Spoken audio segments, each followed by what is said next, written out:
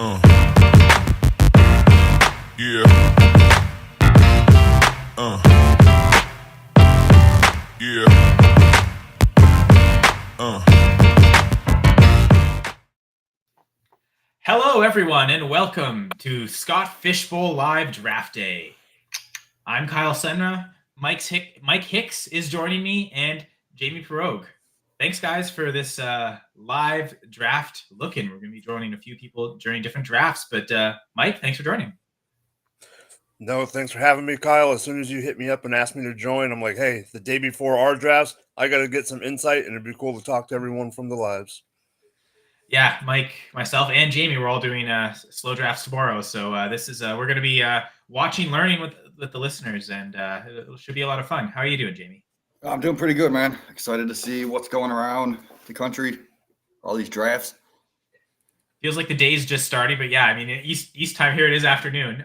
Daniel Sweeney Jr. checking in, saying, good afternoon, appreciate having this coverage. Yes, and we appreciate everyone who's going to join in through the comments. You can subscribe to the Going for Two Live YouTube page, and you can get access to all sorts of great episodes and videos and shows throughout the week. And yeah, we do sometimes special things like this live Scott Fishbowl look, and we'll be here for a few hours. We're on YouTube, Twitch, Facebook, Twitter. So feel free to comment along with us. Comment on the picks. Ask any questions you have too. We'll do our best. Vince Nipstone is here. Good day, legends. We're legends, guys. This is gonna be a legendary day. The Scott Fishbowl Live drafts seem to be really taking off. So fortunate enough that Jeff Lambert A is organizing one of those live drafts, and B organized this live look-in. We'll be looking at live drafts. First off, for those who know Jeff Lambert in the DC area, so there'll be 4 live drafts happening there that we'll take a look on. We're also going to have guests. I recognize Madison. Yeah. Sorry, go ahead, Mike. I recognize Vince's name because he's been in a few mock drafts this past week with me, so that's cool to see a guy that I've been actually mocking with in the GF2 Discord. So yeah, that's awesome. Yeah, it's almost be like a free way to mock draft where you're not having to actually pick. You can watch a bunch. And they're obviously Going for Two.com has a couple articles about Scott Fishbowl ADP based on the mocks we've done in the Going for Two Discord, which you can get joined through the website. So again, check out goingfor2.com. Got the Discord link in there. There's tons of mock drafts happening into the triple digits. Over 100 mock drafts were done pre-draft, and are still going, and now we're going to start having ADP from real drafts here. So on top of Jeff's live draft party that they're happening there, those 4 drafts in the DC area, we also got Kansas City, Madison, and Orlando. So 4 different cities that we'll be looking at throughout the day. I believe our first check-in will be with the Madison drafts at 1:15 Eastern, so about 12 minutes away from that. And then I guess we'll have Dustin Ludke is there, responsible for that, and he's going to have some people that we're going to interview as well. Some guy in the comment named Jamie Pirogue's there. He's always a great supporter of the content. And, I hear that guy's always in the comments. I heard that guy's pretty awesome too. So always. Good guy. So I guess before we get to that, I guess since we're all in the Scott Fishbowl, we could talk about where we're all drafting. And it's funny, we're all kind of in a similar area. So since I'm going first among us, I guess I'll start first. I'm drafting at the 103. In the Legolas division, since I'm such a big Lord of the Rings fan. So knowing that I've taken early picks in Scott Fishbowl before the last couple of years, and it's worked out, I think I want to stick with that. Honestly, I've had Mahomes 2 years in a row, and I've been able to make the playoffs both years. 2021 was great. 2022 was great because I even made it to the semifinals. So kind of secretly hoping to get Mahomes and thinking he probably will be there at 3. A lot of people seem so intent on the rushing yards and the rushing production, which is important, but I've also done my touchdown production, and I have Mahomes leading the league in touchdowns and total points off of touchdowns as well, passing and rushing. Because I believe it's 6 point per passing touchdown, if I'm not mistaken. Yeah, it's 6 point, yeah. So if Mahomes can get 40 touchdowns, that's probably going to make him the most worth it. So that's my hope, is to get Mahomes 3 years in a row. 3 Lord of the Rings movies. I've got already a tweet sent out in my mind. So of course someone's watching, going to snipe me, and then I'll take one of the rushing quarterbacks. So I think I'll be okay. I kind of like being at 3. Jamie, I believe you're at the 104, if I'm not mistaken. Hope I'm not mistaken and messed up already.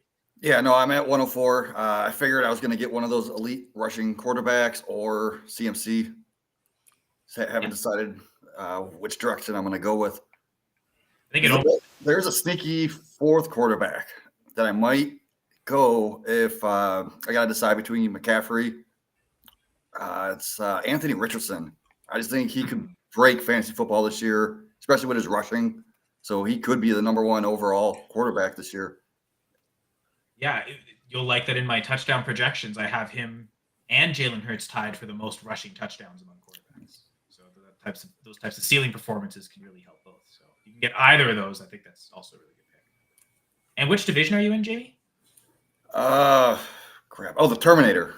Yeah. Oh, nice. Yeah. So remember when we did the interview? That was one of my top favorite movies of all time. Yeah, that's true. No, I did definitely remember. Yeah, I was going to do Terminator 2, but I decided just to go with the original. Fair enough. Yeah, great first movie. Great series, especially the first couple. Mike, I think you're in the very next spot after us. Yeah, so I'm at the 105. I'm in the Rudy Rudiger division. Not a Notre Dame fan, but I still love the movie. Rudy's an awesome movie.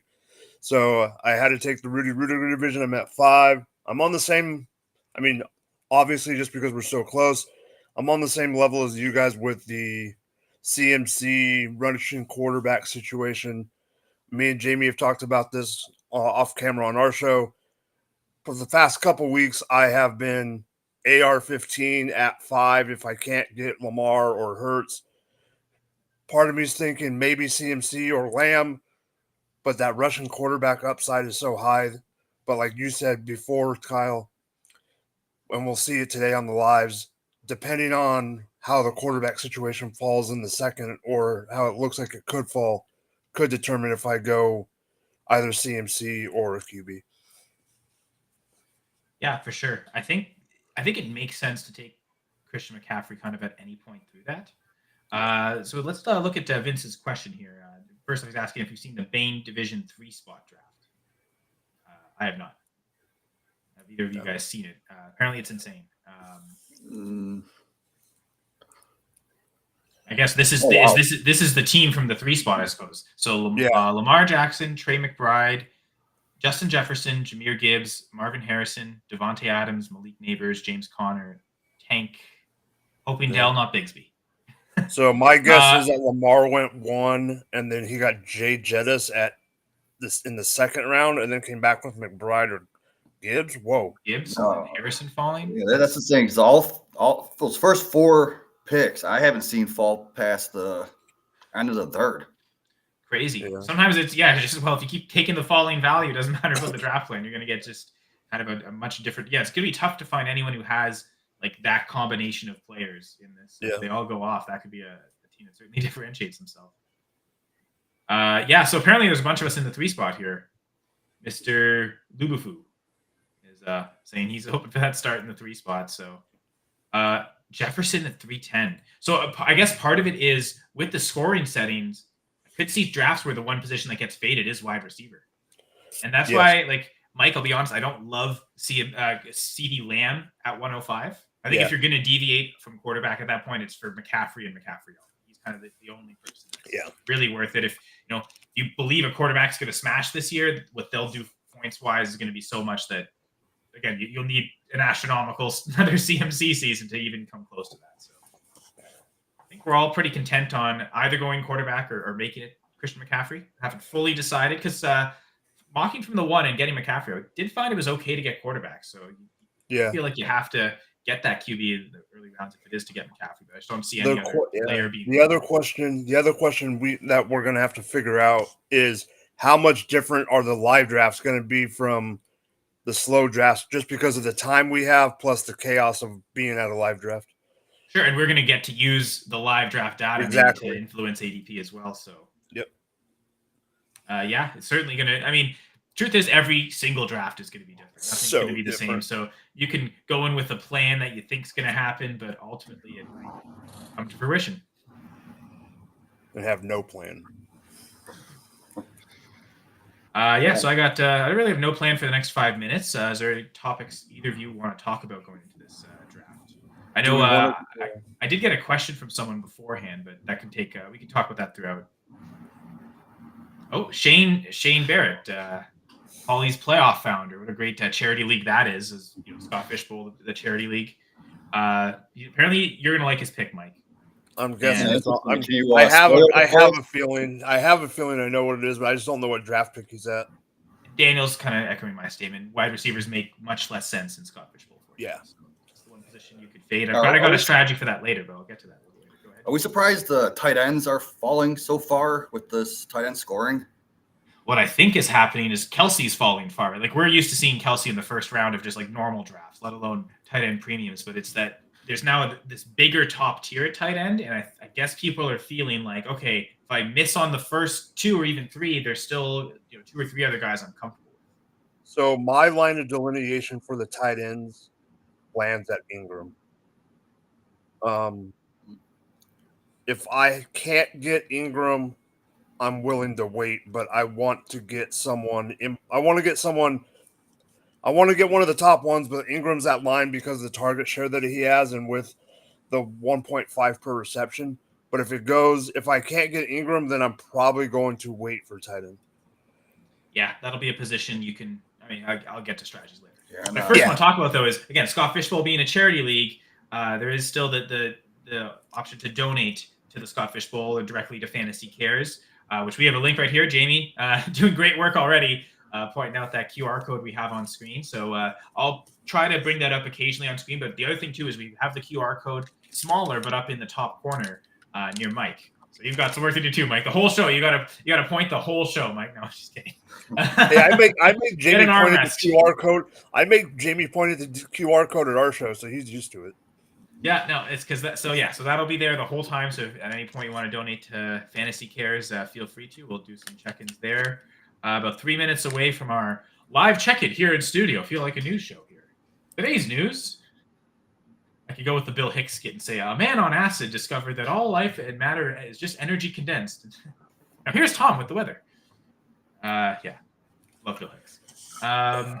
So Vince, what he's saying, the idea of grabbing an alpha wide receiver early, but I think the wide receiver 2-3 range is probably going to be overdrafted. And I guess the idea there, Vince, is that you're taking one early, and then those 2-3 spots you're kind of streaming. You're going to take a few shots later, and then kind of try and fill the positions on a week-to-week basis as opposed to having locked-in starters. Yeah, and like you said, Kyle, we'll talk about it throughout the show, but there's so many different strategies. I've mocked enough to be able to try this or try that. Like one I took CD Lamb at 5 no matter who was on the board just to see how it turned out. And like you said, that's more than likely not happening because like how it turned out. So it just depends. So Vince actually finally found someone who's in the late drafts here at the 112, probably targeting tight end at 301. So that's interesting. There. And we have our first live check-in. Dustin Ludke at the Madison. Hey guys, Dustin, how you doing? having a little technical difficulties. Give me 1 second. Okay. Can't hear you, but yeah. With this one guy waiting until the third, he could probably get like a McBride. Kelsey might even fall to that spot. Kincaid. So I like taking the 301 tight end because you're going to get one of the elite guys. Yeah, for sure. So who do you guys drafting as the number 1 tight end this year? Who do you think it should be? I still think it should be Kelsey. I don't know. It's funny, the Nick Chiefs taking fan's the it only back. one, because I also agree. Free draft wise, I still think it's Kelsey, but who are you going, Mike? I'm going Laporta. Interesting. And that seems to be the common answer. Yeah. Kelsey at 2. I mean, I could see McBride outscoring Laporta this year if Murray plays the whole season. I've actually, just doing some projected target shares and projected touchdowns. I've actually lower on McBride than I expected. Gonna maybe be down. Right now, my tight end 8. So Is that because you think it's just going to be spread out? I think his target share is going to be decent. Maybe just a little bit behind the top end guys, and I don't think he's going to get quite as many touchdowns. I think that'll be a team. Marvin Harrison probably will lead them in receiving touchdowns too. So Dame Overboard's joining us. Wishing everyone a happy Sunday. Dan Sweeney also saying, I think that Vince's point at the 301 tight end makes sense. Dustin? Yeah, Okay. I'm here, guys. All right. How you doing? I'm good, man. We're at the Madison live draft here at the Great Dane. Hilldale having a good time. We got 2 divisions drafting right now. So I'm in the division upstairs. We just finished our first round. Looks like this division down here is just finished. They got one more pick in their first rounds. Okay, going- actually, I can share the screens right now and actually pull them up. Jeff Yeah, go right ahead. gave me the access to that. Here, so this is I think this is your draft here. That is No, this is finished the downstairs one that's got one more pick left. Okay. McCaffrey at 101. Yep, and I'm the 101 in the other division, the Thornton Mellon division, and I took Josh Allen. I'm a Bills guy, so I wanted to do Josh Allen and get him in the league. And as we see there, McCaffrey did go 102. But then, yeah, the expected quarterback runs, Mahomes, Lamar, Hurts. CD going 106. So your idea, Mike, of 105, it seems like enough people are thinking that too. Yeah, it seems like that's a popular pick. I think the top 5 are all the same, roughly, just in different orders. Big one for our division was Jordan Love, I believe, went in the 106 there. Maybe that's just a Wisconsin, Packer love, I guess. Yep, it's the thought maybe that I think a 5.5% touchdown rate last year is if the thought is he can repeat that, then he probably deserves to be a first rounder. Yes, I would. I know agree we've with been that. talking about Richardson being that guy that could go up. I know Jamie, you're from the 104. You've said you've even considered him, so you're probably thinking 109 is pretty good value. Yeah, I mean, like it's all it, yeah. good value so far. Yeah, I like the 112, 201 stack. Kyler Murray, Dak Prescott. Yeah, that is kind of a nice look at that at the turn there. Just lock in your 2 QBs. And just call it a day. So it's funny because we see here Jefferson to the person, the fluff with the Vikings logo. Maybe it probably makes sense that you take Jefferson, but we're talking about one of the drafts where Jefferson went third. Yeah. That's the hard part with live drafts, especially us. We're in the 3rd wave, right? We had some last weekend, some yesterday. We're today. You can do all the mock drafts you want, but once you get live, someone picks a pick like Jefferson earlier than you think, and all of a sudden value falls to you. And so see how it's going to break out the rest of the draft. Yeah, and then I'll take a look at the second draft. Downstairs draft, yeah, like I said, they're just almost done their first round. And as you mentioned, McCaffrey going 101, Allen Mahomes, and then CeeDee Lamb sneaking up to the 104. Yeah. And to this point, no Jordan Love. But yeah, Jalen Hurts, Lamar Jackson. There's Anthony Richardson at 7. So kind of seems like that's the range for him, that mid-first round, it seems. And my draft is up the stairs there. And this one for me, you got Bijan. That's Bijan the at one 110. difference. We saw that second running back going. C. Williams. I wonder if that's Christian Williams. But yeah, Bijan and then Stroud to the 111. So to the point of Jordan Love going early, I mean, there's still one pick left, but in this Tommy Boy draft, Jordan Love still hasn't gone. Jamie, do you have any comments to say about either of these drafts? I just noticed Jefferson went in the first round of both of these. So that just shows you the difference between mocks and real drafts. Because someone in the comments earlier said Jefferson went in the 3rd round in his mock draft. Yeah, that's true. Yeah, so yeah, the range wide receivers is probably going to be quite wide, especially.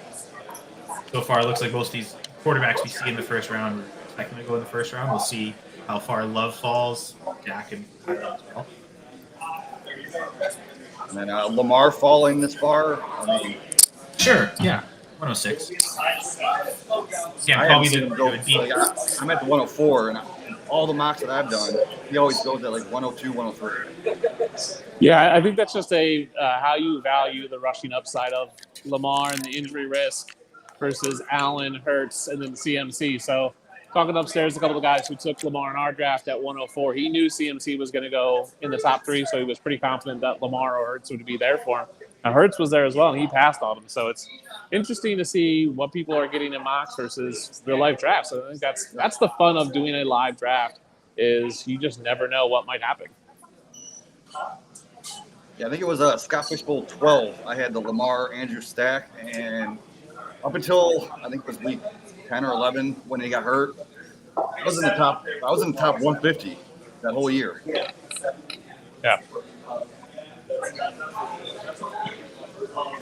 Yeah, so one thing that we were talking about earlier, Jamie was just a little surprised with how, or asking us, were we surprised how far tight ends seem to be falling considering the tight end premium in the sport? Yeah.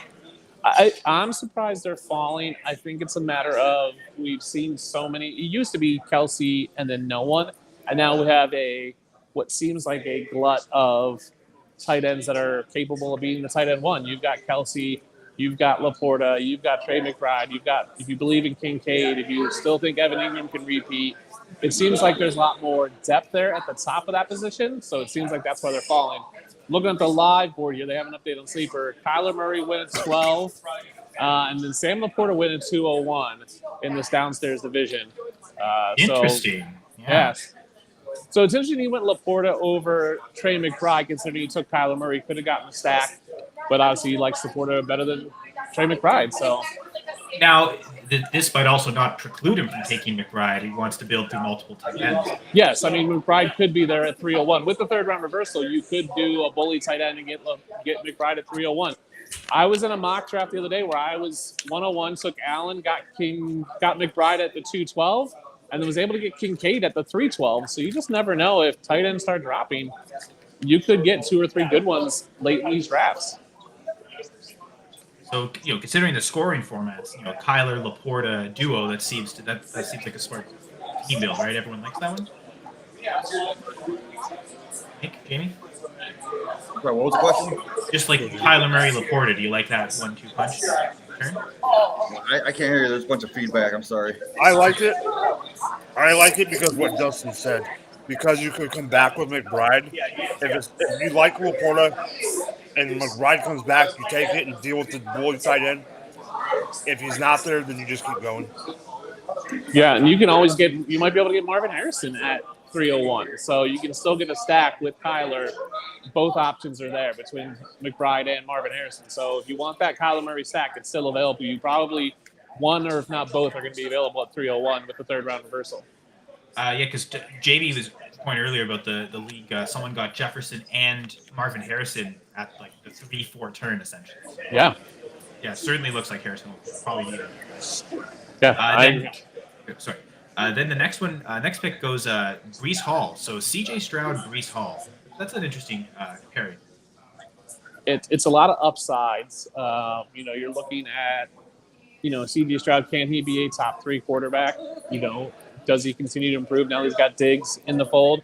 And then Breece Hall, another year removed from that injury, can he be a top 2, 3, number 1 running back? That's my philosophy looking at the first round is with my first 2 picks, I want guys who have legit shots at being the number 1 at their position. So I took Josh Allen. I'm hoping to get a running back who can be, in that conversation with, there's only a few. There's only 4 that I think have legit shots at being number 1 overall. And if not, can I get a wide receiver or tight end that has a legit shot at that? Especially being at 101, but at the 111 with Stroud and Hall, that's a great combination because he has combinations that is going to be probably different than most people, and both have legit shots at being the number 1 player overall in their position. If you put Jonathan Taylor in that, for me, the running backs, it's CMC, Bijan, Breece Hall. Jonathan Taylor's just outside. I have Jahmyr Gibbs in there as well, so I think there's 4 or 5 that I think could be in that conversation. Yeah, even Barkley can maybe. Yeah, Barkley's got on the offensive line. Yeah, I just worry that he loses some of the goal line work with Hurts and the tush push, and we'll see what that looks like. But yeah, he's definitely a possibility there. So Gary's saying the KC draft is underway. We can maybe also look at other draft boards too. But there's an interesting question here from Luke. Why isn't Kyle Pitts in the conversation of tight end? Just because a 24-year-old hasn't smashed in 2 years. So, want to take this? I think for me, it's because he smashed in year 1. Like, I wouldn't call him a smash. Like, he had a ton of yards but didn't have touchdowns. Was bad in year 2. There's a higher percentage chance that Kyle Pitts is just a middle-of-the-road tight end. Like, yes, athletically he's there, but athleticism doesn't score you fantasy points. So they have Drake London. They have Bijan. They have, sure, Kirk Cousins will lift that offense, but by how much and what's that actually look like is the big question. So he's out. He's just outside that first tier for me. I'm not a believer in Kyle Pitts. I think the athleticism is the buzz for him, and it hasn't really shown on the field. You can say Arthur Smith, you can say whatever you want, but we've seen guys like Evan Ingram do really well with moderate play, and I think that's what we saw with Kyle Pitts. And I don't know if he's going to do it this year. I think I'd rather bank on the guys that we are taking really. Like, again, if it's going to be a redraft, I still want Travis Kelce as the tight end one. Laporta, what he did as a rookie is incredibly impressive, but also seems sustainable. The touchdowns could come down, but you see that many targets. I love Kincaid's opportunity with Buffalo. Just your earlier point, Dustin, how many options there are at tight end. Yeah. Chance. Yeah, exactly. So Anthony Richardson at 3, also a comment from Lou. So Jamie, this kind of validates your thought of maybe going Richardson at 104 if Lamar goes and you really want that rushing. Yeah, I don't mind Richardson for 5 picks. I did see a comment. Jeff is on the clock. Oh. I'm on the clock? Jeff is. Jeff. Let me bring in Jake Trowbridge, one of our designers here. Hey, Jake. I'm trying to grab one of the organizers. We got Jake Trowbridge. You want to join me? Sure. I got a wonderful, talented Jake Trowbridge here. Can't really see yourself. We're doing the Going for 2 live. Jake was one of the people who basically spearheaded getting this live draft here in Madison. Why was it important for you to get a live draft here in Madison? I think it's because Madisonians, we are a little bit disparate, and I don't know that everybody realizes how many people are around this area that all participate in this stuff, are all excited about this stuff. So we started off with 2 drafts this year. I think we could easily add a 3rd draft next year because there's that many people who are involved, but we don't meet up like this. So it's just a simple way to meet up and have some damn fun. Yeah, I agree. I think had Madison been announced when the initial wave was, I think a lot of Madisonians we went to Chicago, which is next week. Yeah. So I think we could easily add 3, if not 4 divisions here. What's been the highlights for? I know it's only like half an hour in, and what's been the highlight of you for today? Highlight is getting it kicked off without issue and error. Just the fact that it is going smoothly to this point is pretty great. I'm very excited about that. Everybody has been so kind, and as you would expect from good Wisconsinians, everybody's just been very chill and very into it. Yeah, and you're not drafting today. Correct. Was that intentional just because you wanted to spend more time mingling and kind of make sure it ran smoothly? Yeah, I don't want to be invested in who am I going to take in the middle of the 3rd round while there's potentially things that I could be addressing as a host. So I just wanted to remove myself from that part of it for this time around at least. And honestly, just selfishly, I want to be surveying all of this and, what picks are you guys making over here that I can use tomorrow when I start my online draft? Awesome. Well, thanks, Jake. Thanks for taking some time. We appreciate all you did. You bet. There we go, Drake Trowbridge talking to us about, setting up the live draft. I'm super excited. I went to Chicago last year just to hang out and super excited to have one here in Madison. This is literally like 5 minutes from my house, so it's great that we finally got to him and Matt record, set it up. We've got 2 divisions. We got a ton of silent auction stuff. It's just a great day to meet with all these people who I didn't know were around here. Surprisingly enough, Madison is like a hubbub. I mean, FSGA is based here. NFL is based here. RotoWire is based not too far away. So there's a ton of people here in the Madison area that do fantasy football, that play fantasy football. So I do think we could easily get 3 or 4 divisions next year. So it's super exciting. Yeah, awesome. So we can. There have been a few picks made, so I will go back to sharing the screen and. One thing that I want to bring up that I just saw in the chat is Anthony Richardson went 101 in one of the Orlando drafts. Wow. I mean, there's people that they're very bullish on Anthony Richardson this year. I mean, I was considering a 104. So, I did say he could be the number 1 overall. And if you take him, you won't be the earliest, so good feeling there. Yeah. So, Dustin, taking a look at your draft, the Thornton Mellon draft. Yes. So the person with Justin Jefferson went Bijan Robinson. Then Tyreek Hill, Jamar Chase. So the double wide receiver started at 110, 203. That's kind of interesting. That is interesting.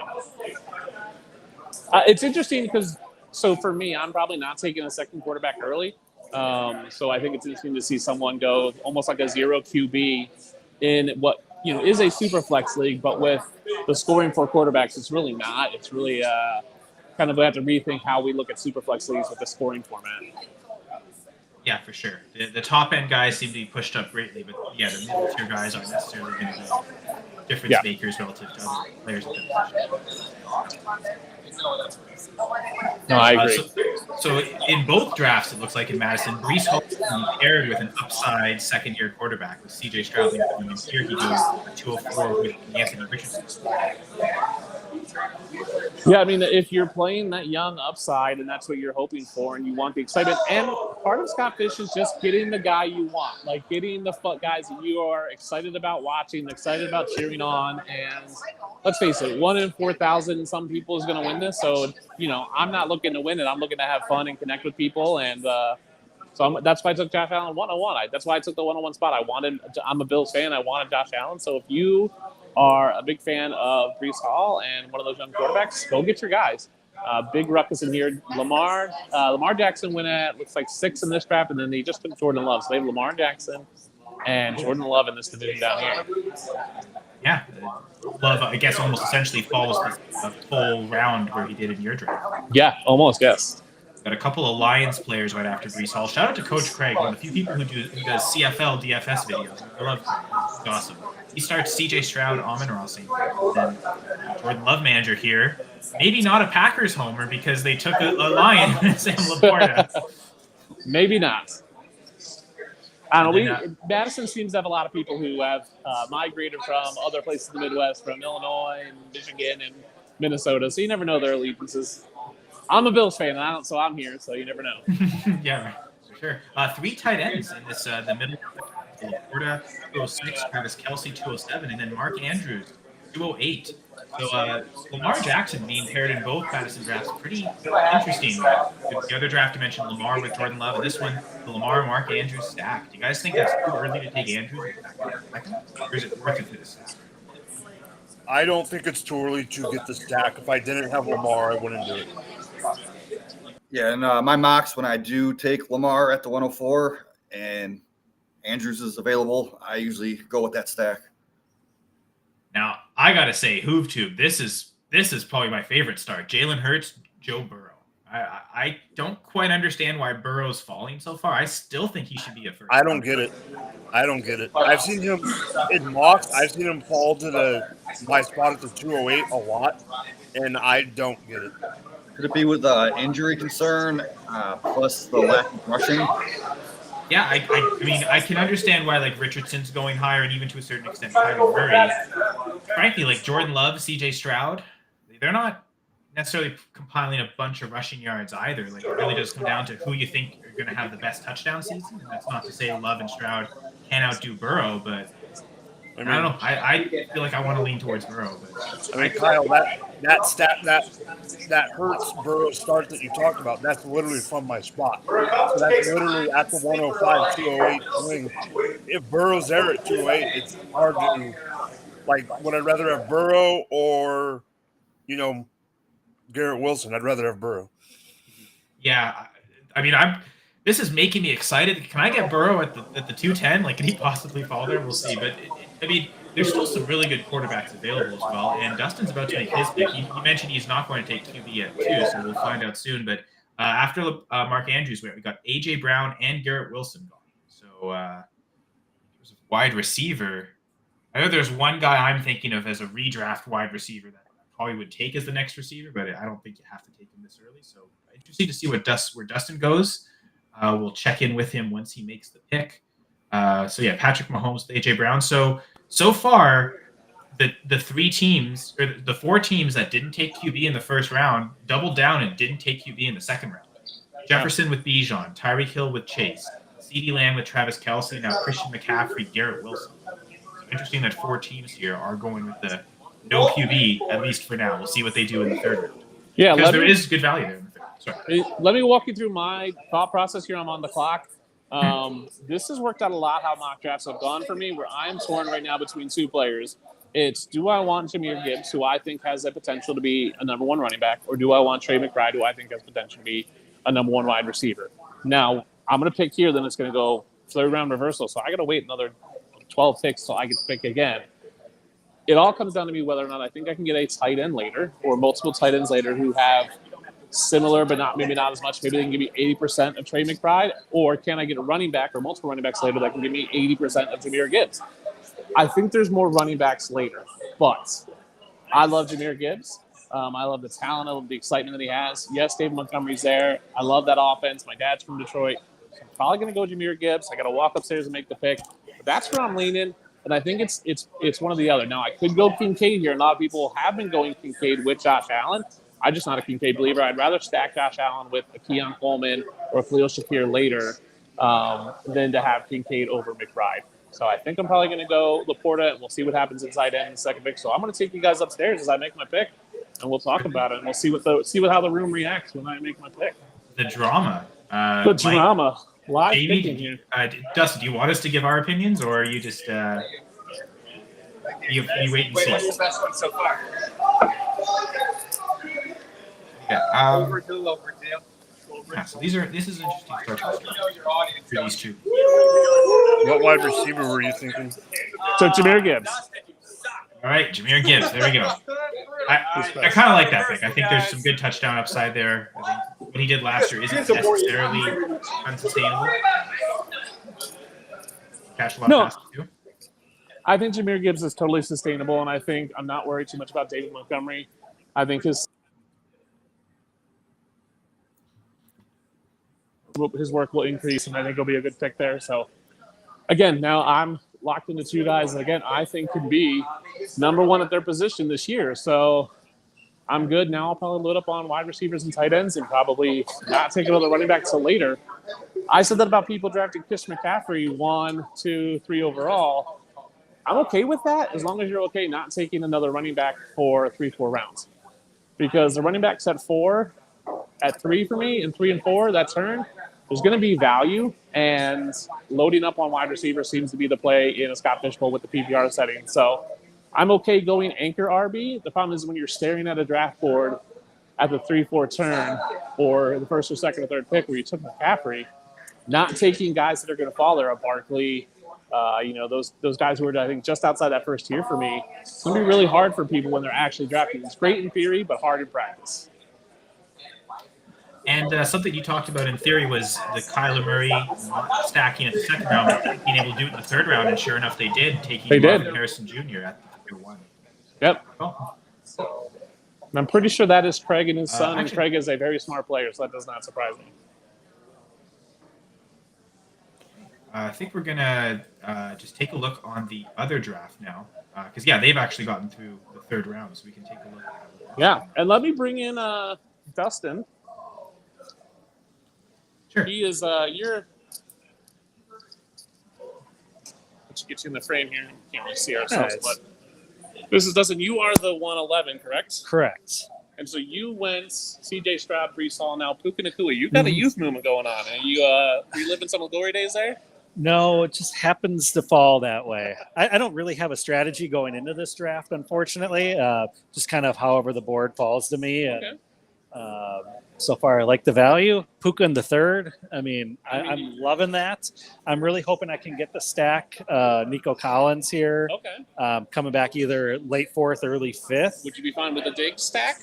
I would. I'd prefer to have Collins. I think nothing against Diggs, but just how he's kind of fallen off the last couple of years gives me a little bit of hesitation, but yeah. So what do you guys think of Dustin's build of Stroud, Hall, and now Puka? Well, I mean, good balance, right? You've anchored at each of those positions, which I think is important. Certainly getting that early quarterback is great. I think good value on Stroud. There's a lot of hype with Stroud. I think we could fall in the trap of taking him too early, but 111 actually seems to be there. Breece Hall could finish as the RB1, kind of like you said, Dustin. So you might argue with Jahmyr Gibbs. Yeah, and I think Puka's the real deal. So I think he can replicate, maybe not exact numbers he did last year, but the high target share, and still want to be one of the top 2 touchdown producers. Since according to Jamie, since Kyron Williams sucks, he's not going to score any touchdowns this year. They're all going to go to Cup and Puka. Let me ask you this question, Dustin. If Laporta was there in the second, McBride in the third. Would you have been tempted to take either of them if they were there for you? Absolutely. Okay. Yeah, I was actually hoping Kelsey was going to fall. Okay. But he got snagged up earlier than I expected. I was hoping I was going to get him on the three turn. Okay. Yeah. So now you're going to rethink kind of tight ends later on, Yeah. maybe? We'll see how the rest of this round, coming back at the end of the fourth. And if one of those top tight ends are still there, the top 5, I'll probably pull the trigger. But if those guys are gone, I'm just going to wait and play that game later on. Or if you have one of the top 5 tight ends and Nico Collins, which way do you think you're going to go? I'd probably go with the tight end, Okay. Just with the premiums and just knowing you're going to get a guy that should get a ton of volume. I'll take that and just shore up that position, and then you can kind of not have to worry about drafting until way later. I agree. Yeah. All right. Well, thank you. Awesome. Thank Enjoy the you. draft. Yeah, thanks. Good luck to you. Thank you. Thanks. So you go. let's actually look at that draft board from that other draft just to see. And so we see Justin's team here, Stroud, Hall, Nakua. But again, interesting that Kyler went 112 in both Madison drafts, and in both cases at the 301 he was stacked. In this case, it's with Trey McBride. So interesting the choice of who to go with. Is it McBride? Is it Harrison? And prioritize the guy you think is going to get the most targets, the shiny new toy receiver, or do you go to the format and grab the tight end because the tight ends are so good? And he got his bully tight end with Laporta and McBride. Yeah, hey, that was something we predicted, right? The idea of getting both there. So. Yeah, bully it's funny tight how end is a great way to go. And I guess taking advantage of the fact that only 2 tight ends went in the second round as opposed to 4 in your draft. So again, even just early differences. Yeah, and so we saw Dalton Kincaid go. And so I feel really good that Jahmyr Gibbs went at the 210, and I got him at 212 in my league. So I feel like the value is right there. So you can just see the differences, a few picks here and there. So it kind of is validating on some level when you're like, all right, is Jahmyr Gibbs really worth the 212? And you see him in another draft that's happened at the same time and go 210. So yeah, for sure. I also find it interesting that Prescott went at 201 and 1 and went at 208 in this one. Yeah, I think like the Jalen Hurts manager in both Madison drafts got just a great value at a second QB. That's just a super great way to start. You can kind of then approach all the other positions. If you ever feel like you have to take a quarterback, you can just grab the quarterback at a value. Yeah, well, I agree. And then again, some teams push it. We have a team here with 3 picks, no quarterbacks. Bijan Robinson, Amon-Ra St. Brown, Travis Etienne. Yeah, I mean, you got 2 guys in Bijan and Amon-Ra St. Brown who could be number ones in their position. Etienne finished really high last year. It's just a matter of if that continues now that they kind of retooled that receiving core, and with Evan Ingram, like what does it look like? Doesn't have a ton of receiving upside in my opinion. Everyone was hoping Tank Dell would take over, and that didn't happen. So Etienne's a sneaky, top 10 running back that's, I think, often not getting valued as a top 10 running back by a lot of people. I get Jefferson, Burrow, Kincaid, so the LSU connection there. Going early with Jefferson, still managed to get a great quarterback, and then also get upside guy at the tight end 1. So certainly, if Kincaid falls to you at 312 in your draft, that's showing good value. I don't know if he's still available. It's looking like. I believe that's Kyron Williams just went. Yeah, Tyreek Hill, Travis Kelce, Kyron Williams. So 2 of those teams that in this chunk here didn't go quarterback continue to go quarterbackless. So they'll be playing. Jamie, how do you feel about the Kyron pick? You know how I feel, man. That's a waste of a pick. He shouldn't be going that early. And I'm a staunch Kyron Williams defender, and I will say, I don't like the pick either. So even to that extreme. I don't know. From what he did last year, if he got 50 to 60% of snaps instead of the 90 that he got, he's only going to get 12 to 13 points per game, which should put him right around the Mixon area. Wow. So Jaden Daniels just went. So that guy is pairing up Richardson, Jamar Chase, and Jaden Daniels. Wow, we're about to say up on screen. Knowing the format and the rushing, how important it is. After pushing up all these rushing quarterbacks like Richardson in the first, I feel like Daniels in the third is fine value. To me, that doesn't seem too early. What do you guys feel? I'm also saying Jaden Daniels is the QB1 in this rookie class, so I'm pretty far on the pro Jaden Daniels spectrum as you can. Yeah, I mean, I've seen him go a lot of times in the second round in mocks. Now that's the difference between mocks is, mock quarterbacks go early, but live draft seems like quarterbacks are falling a little bit. So Jane Daniels mid-third is not a bad pick. It's be interesting to see with that rushing upside. Yes, it's there, but so is the injury risk. So, I mean, this could be a boom-bust team if those guys are healthy all season, or if one or both might get injured, and we'll see what happens. Sure. Jeff's here. So yeah. Sorry. Hey, the big boss. The big boss is here. What's up? What's up? Hi, DC. How's everyone doing? Everybody's good. It's a little loud in here, so it's hard to hear y'all. Okay, well we can hear you. So. All right, good. So, are y'all ready to make my pick? Oh, yeah, All right, for sure. I will let right. you guys go. So Hey, thanks for having me on, everyone. Thanks, Dustin, for doing Thanks, this. Dustin. Appreciate it, Awesome. man. No problem. Thanks, Dustin. All right, so this is Robbie. Hi, Robbie. He was the winner of the raffle for my first round pick. He's actually in my division, so this is going to help him out as well. So it worked out that way. Close to him too, so we're good. This is his wife. This is She gonna be my Vanna wife. this is his, yeah. She's gonna put the sticker up there, guys. So he's gonna That's the announce funnest pick. part too. Give He's a gonna roll, announce the Sean pick, and then we're gonna Johnson. walk over and put it on the draft board. So Robbie, you have the floor. All right, guys. Well, as we know, it's going for two, right? And we all love kickers in going for two. And the, what I got here is the lovely kicker board for the draft board. Top 200 ADP. There's only 5 kickers that fall in that line. And I got my pick. All right, let's hear it. What's the pick, Robbie? Drum roll, please. It is big man Evan McPherson, guys. Evan McPherson. That is the pick. All right, so we're gonna walk over and put it on the board. My league might actually cheer because everybody's on round 4 and we're still waiting on round 1. So they've been waiting a long time for this pick. So Wait, my fault for not letting you in. I heard it. The beep go. we're gonna walk over to my draft board. Sorry, everyone. Hope no one in DC hates me. Say hi I to think we're everybody. okay. Say hi. He's the announcer. Hi, everybody. Hello. All right, Vanna. There it is. Kicker in the first round.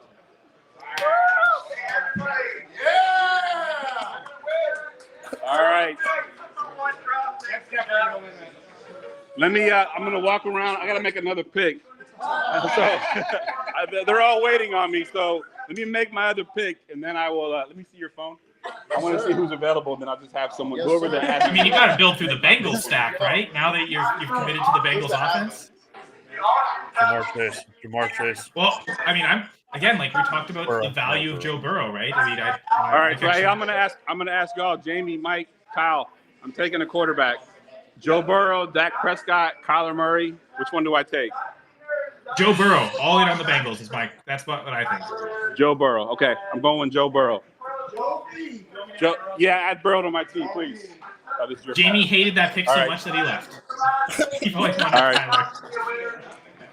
I don't know. I love Burrow. I have him All right, projected as the second most passing touchdowns this year. Expecting a bounce back touchdown year. Oh yeah, we got a bullhorn here. Just so y'all know, that's how we're communicating with the bar. Let's go meet my other host. This is Joe. Where's Joe? Joe Bond. What's up, guys? Fancy Six What's up, Pack. Joe? Also- Hey, Joe. What's going on, Mike? What's up, Kyle? Mike and Kyle. Jamie's there too. I don't know what happened to Jamie. Yeah, he just left temporarily, or I pissed him off so much by suggesting Burrow. No, he said he's coming back. All right, cool. I'm gonna go over. We're gonna meet a couple of other drafters, and then I'll let y'all go so y'all can do your thing. It's a little hectic in here. I can barely hear y'all. I do want to introduce y'all to Les. Where's Les? Les. We're live. I'm going for 2. All right. This is the man that brought the bullhorn. Who comes to a bar and brings the bullhorn? Only Les. Hey, Kyle. Hey, I watch you on fantasy, man. Fantasy headliners. All right. Cool. Jeff is like, I don't know why the hell Les bought a bullhorn, but thank God. Thank God. Exactly. the mic at the bar is not working, so he's been a lifesaver. All right, Joel. Wow. Good luck out there. Good luck. Thank you. Appreciate it. Good luck to you.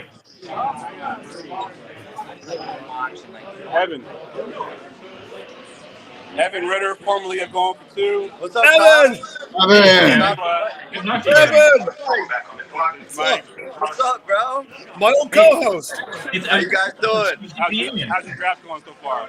We went Hurts and Taylor. I was hoping Murray fell, but I'm good with the scoring system. Got the rushing QB.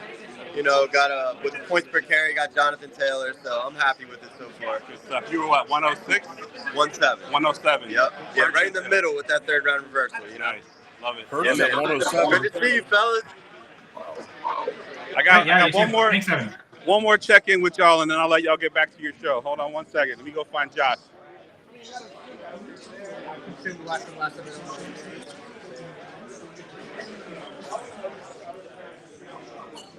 This place is huge. Yeah, it's pretty big. We got the whole bar. It's all us. Much better than last year. Last year we had a hallway and no AC. Y'all might recognize this guy too. Hey. What's up? How you doing, Josh?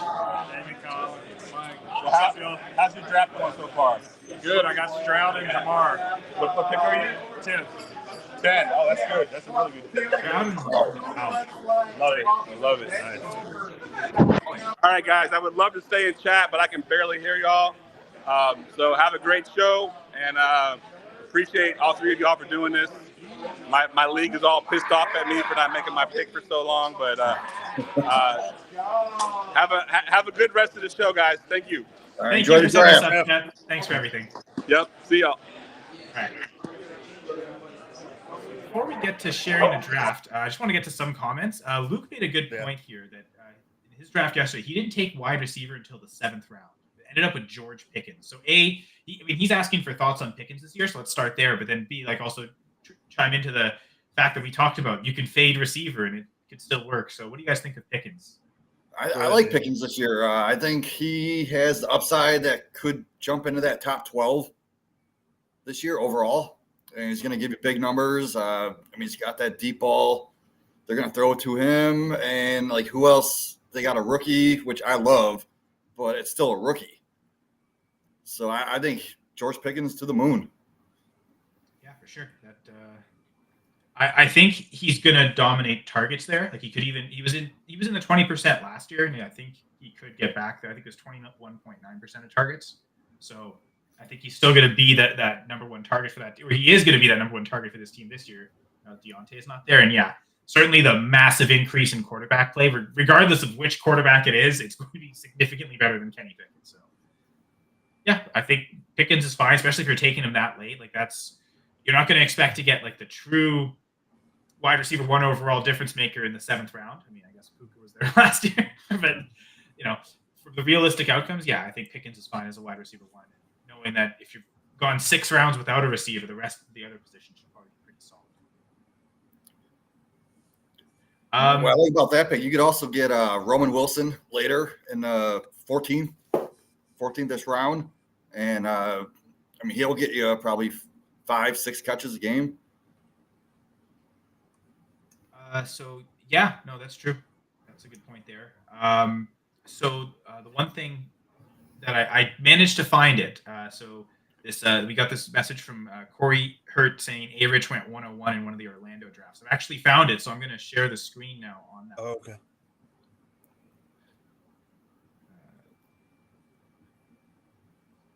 Yeah, here we go. All right. So yeah, as we can see, Anthony Richardson. So they're in the 3rd round right now, and they went Anthony Richardson 101, and then Travis Etienne at the 212. Interesting that Gibbs was there, kind of like for Dustin to take, but decided to go Richardson, Etienne, maybe the AFC South stack. I mean, both picks a little bit of a reach, but I mean it's about having fun. Get your guys. Kyle, look where Burrow went. Oh yeah, getting McCaffrey, Burrow, Gibbs. Like what a start there from the 104. This is a very interesting draft. I mean, I can't believe Josh Allen, Jaden Daniels. That's a lot of potential QB rushing touchdown upside. Like that's a really solid duo. Jalen Hurts, AJ Brown stack is great. Gibbs, I actually like the Lamar Barkley Puka. I actually like that. Funny that Andrews. Okay, this is kind of wild. So first off, Mahomes going 108 I didn't necessarily expect that, but to see 3 non-quarterbacks ahead of him, I guess that makes sense. And then had every tight end on the board, chose Andrews over Kelsey, even giving up the stack. So they must truly believe in Andrews, or just wanted to prevent the Lamar guy from getting the stack. Yeah, I would have definitely went the Kelsey way. I mean, if Mark Andrews is the tight end one this year, and Mahomes can be the QB1 too, like both those things happened, certainly you're laughing at it. But yeah, it's an interesting strategy there. So far through 3 rounds, only one team doesn't have a quarterback, and it's the team from the 105. CeeDee Lamb, Travis Kelce, Kyren Williams.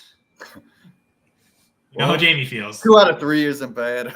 Again, and I still think I like Kyren, but I've had to drop him. Like to your point, Jamie, like it's tough to value him now as even a top 12 quarterback. Like that's pretty tough to do. So I think I've got him at RB14 this year. So there's still a few running backs I'd definitely go, like Gibbs, Achane. Like I'd for sure go with those two, or just go to a different position. It just feels like Kyron's going a little too early for my liking. Any other comments about any of these about this draft? I mean, Breece Hall 107. That's getting to be like the earliest. That's a little up there. 3 running backs in the first round too. You're not going to see that often with Bijan heading at 111. Seeing Gibbs go at 309 comparably to what we saw in Madison is like the value of getting Gibbs that late is immense, especially teaming him up with the McCaffrey and just going heavy running back with the scoring system and getting Burrow on top of it as your QB1, where, as like you said, Kyle, you're perfectly okay with that being your QB1 because you would take him a lot earlier. Yeah, love it. Still, I still think he should be a first round. Now in this draft, like quarterback really didn't go. Like Burrow is the QB7, QB8. Oh yeah, you're right. Yeah, so he's not like in other drafts we've seen him go in like the double digit QBs, like he's 10, 11. So it's just mostly because 3 tight ends went ahead of him. Barkley went ahead of him, which I'm really against that. I don't love Barkley with the Eagles, but certainly to your point with Gibbs, like the fact that like there's only 3 running backs that went ahead of him, but I think Gibbs should have gone ahead of all 3: Kyren, Travis Etienne, Barkley. Well, the other thing that gets me is we got 1, 2, 3, 6 tight ends in the first 3 rounds so far, and we're not even done through the. This is the earliest we've seen Pitts, right, in the 3rd round here. Yeah. So if if to Luke's point, if he finishes the tight end 1, he's going to be a great value in a lot of these drafts. And then again, Kyler Murray at the 112. Apparently that's the staple. We've just locked in Kyler Murray at the 12. And again, a Cardinal stack at 301. So we're seeing that almost universally across the board. I pulled up the other Orlando drafts just to give some context. But yeah, I really did just want to find. Yeah. Actually, let me reopen this. Because one thing I found interesting was that in all 4 Orlando drafts, it was a different 101 each time. So obviously we see A-Rich here. Josh Allen went 101 in the Woody division. This is a Toy Story, by the way, folks. Mahomes went 101 in the Rex division, and then Lamar Jackson went 101 in the Jesse division. So Lamar did, huh? So yeah, I mean so Orlando, they had 4 different drafts, 4 different 101s. So that's interesting there. Any other comments, guys? No, I mean I think that in the chat or anything you guys want. I think the 101 situation in Orlando just shows that you could literally have one of probably 5 or 6 players, if you include Richardson in that that you could easily make an argument to go 1-on-1 in this scoring format. And usually we don't have that. Usually it's one of like 1, 2, or 3 guys that we can make an argument for. This time we just have so many with the scoring format and the rushing upside and the nerfed passing scoring that you could make an argument for. And I mean, like we talked about nerf scoring as well. Like, so it's full PPR for wide receivers, and I think it's 1.75 for tight ends, and then 1.5 half point per reception for running backs. Yeah, it's 0.5, 1, and then 1.5. Okay. And Luke's mentioning, do you think that could limit pass catching back ceiling? Not for the top level, not for the top 2 tiers of pass catching, like Jameer and those kind of guys. Like I will not knock those guys down just because the half point PPR. Now, Don't we get points for first downs also? Yes. yeah, they make up for it with Oh, the. Is there a point per carry? I forget. 0.25 per carry. 0.25, yeah. So that suddenly, yeah. So, but like, I guess to that point is you really do just want to. Who are the running backs getting the most opportunities? You're not necessarily It's volume. favoring the pass catching guys, because if they're not getting the carries, then they're not making it worth it. So yeah, Like Jamie brought it up. Jamie brought up a certain running back earlier in a different conversation about Kyron, and Jamie knows how high I am on this guy in general. A guy that I'm targeting late if I do end up going limited on the running back or depending on the situation. I'm trying to scoop up. I'm trying to scoop up Joe Mixon. You want to say hello to? Sorry, volume. No, I'm going to try to scoop up Joe Mixon because it's volume. And it's a good offense to be in. Like he didn't leave Cincinnati to go to another offense. Like it's another offense he can score a lot of touchdowns. Gonna have more opportunities, goal line touches. Mm-hmm. I like it. Yeah. So Albert is in the chat. He's been going for 2 live streams before, Yep. so we're happy to see Albert back. And then Mr. Scampers scampering his way in here and asking about the kicker in the first. And yes, so that was Jeff Lambert, our founder. That was about 15 minutes ago. He auctioned off his pick with money, all the money going to the Scott Fishbowl charity, Fantasy Cares, which, using this QR code on screen, you can donate to directly. But yes, Jeff had a specific fund specifically for him where it auctioned off. People donated money. I know, Jamie, you definitely were desperate to get Roshan Johnson as a first rounder, and he can make that pick. So you definitely put money in. But ultimately, as we saw, Robbie won it, and he again the going for 2 brand really want the kickers, right? So, Actually, when I saw that Robbie won, I thought it was Rumboy Robbie. So I messaged him. I'm like, I'll buy this pick off you. And he's like, "What?"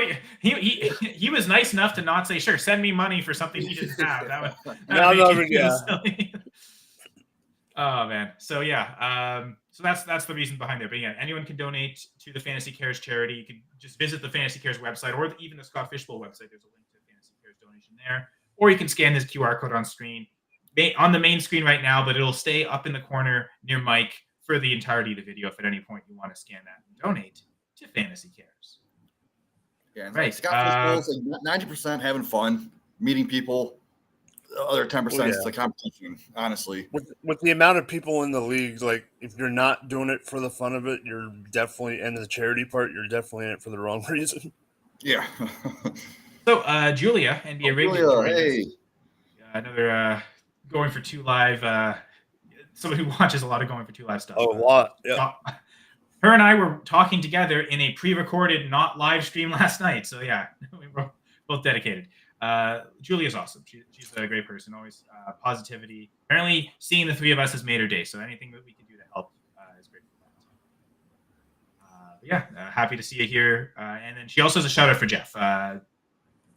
Jeff followed suit last year with Jamie's Scott Fishbowl donation. Because yeah, Jamie, so was you specifically, like if you got to a certain level of money, you would take Roshan? I think it was $136 was my goal because that's where Roshan was drafted overall in the NFL. But we ended up getting over $200. Oh wow! Okay, so great job, and yeah, you got Roshan, so you were certainly super happy. I'm sure he got me all the way to the bottom 150 all year long. The opposite of the previous year, we were in the top 150 all year long. Except week one he blew up, so I was happy. He had a couple touchdowns. I didn't play him. I'm sure you. I was gonna say, I'm sure you had him in the lineup for that. No, I also didn't play him. Unfortunately, I had him in a couple leagues, and I maybe just wait 1 week, and nope, that turned out to be his best week. So yeah, yep. I guess actually one thing we can do. When's the next person joining us? So we've got about 10 minutes before Jay comes in with a live Orlando check-in. So I showed one Orlando draft. Maybe we'll look at the others in a bit, but I guess we'll take a look in at the DC drafts, guys. Yeah. Should we look at Jeff's draft, or do you want to go with some of the other drafts? Let's do. Want to pull up do Jeff's, and then we can pull up like Evan or Josh. Well, Josh is in Jeff's draft, so that Josh is in Jeff. Then do that one. That is the best place to start, I suppose.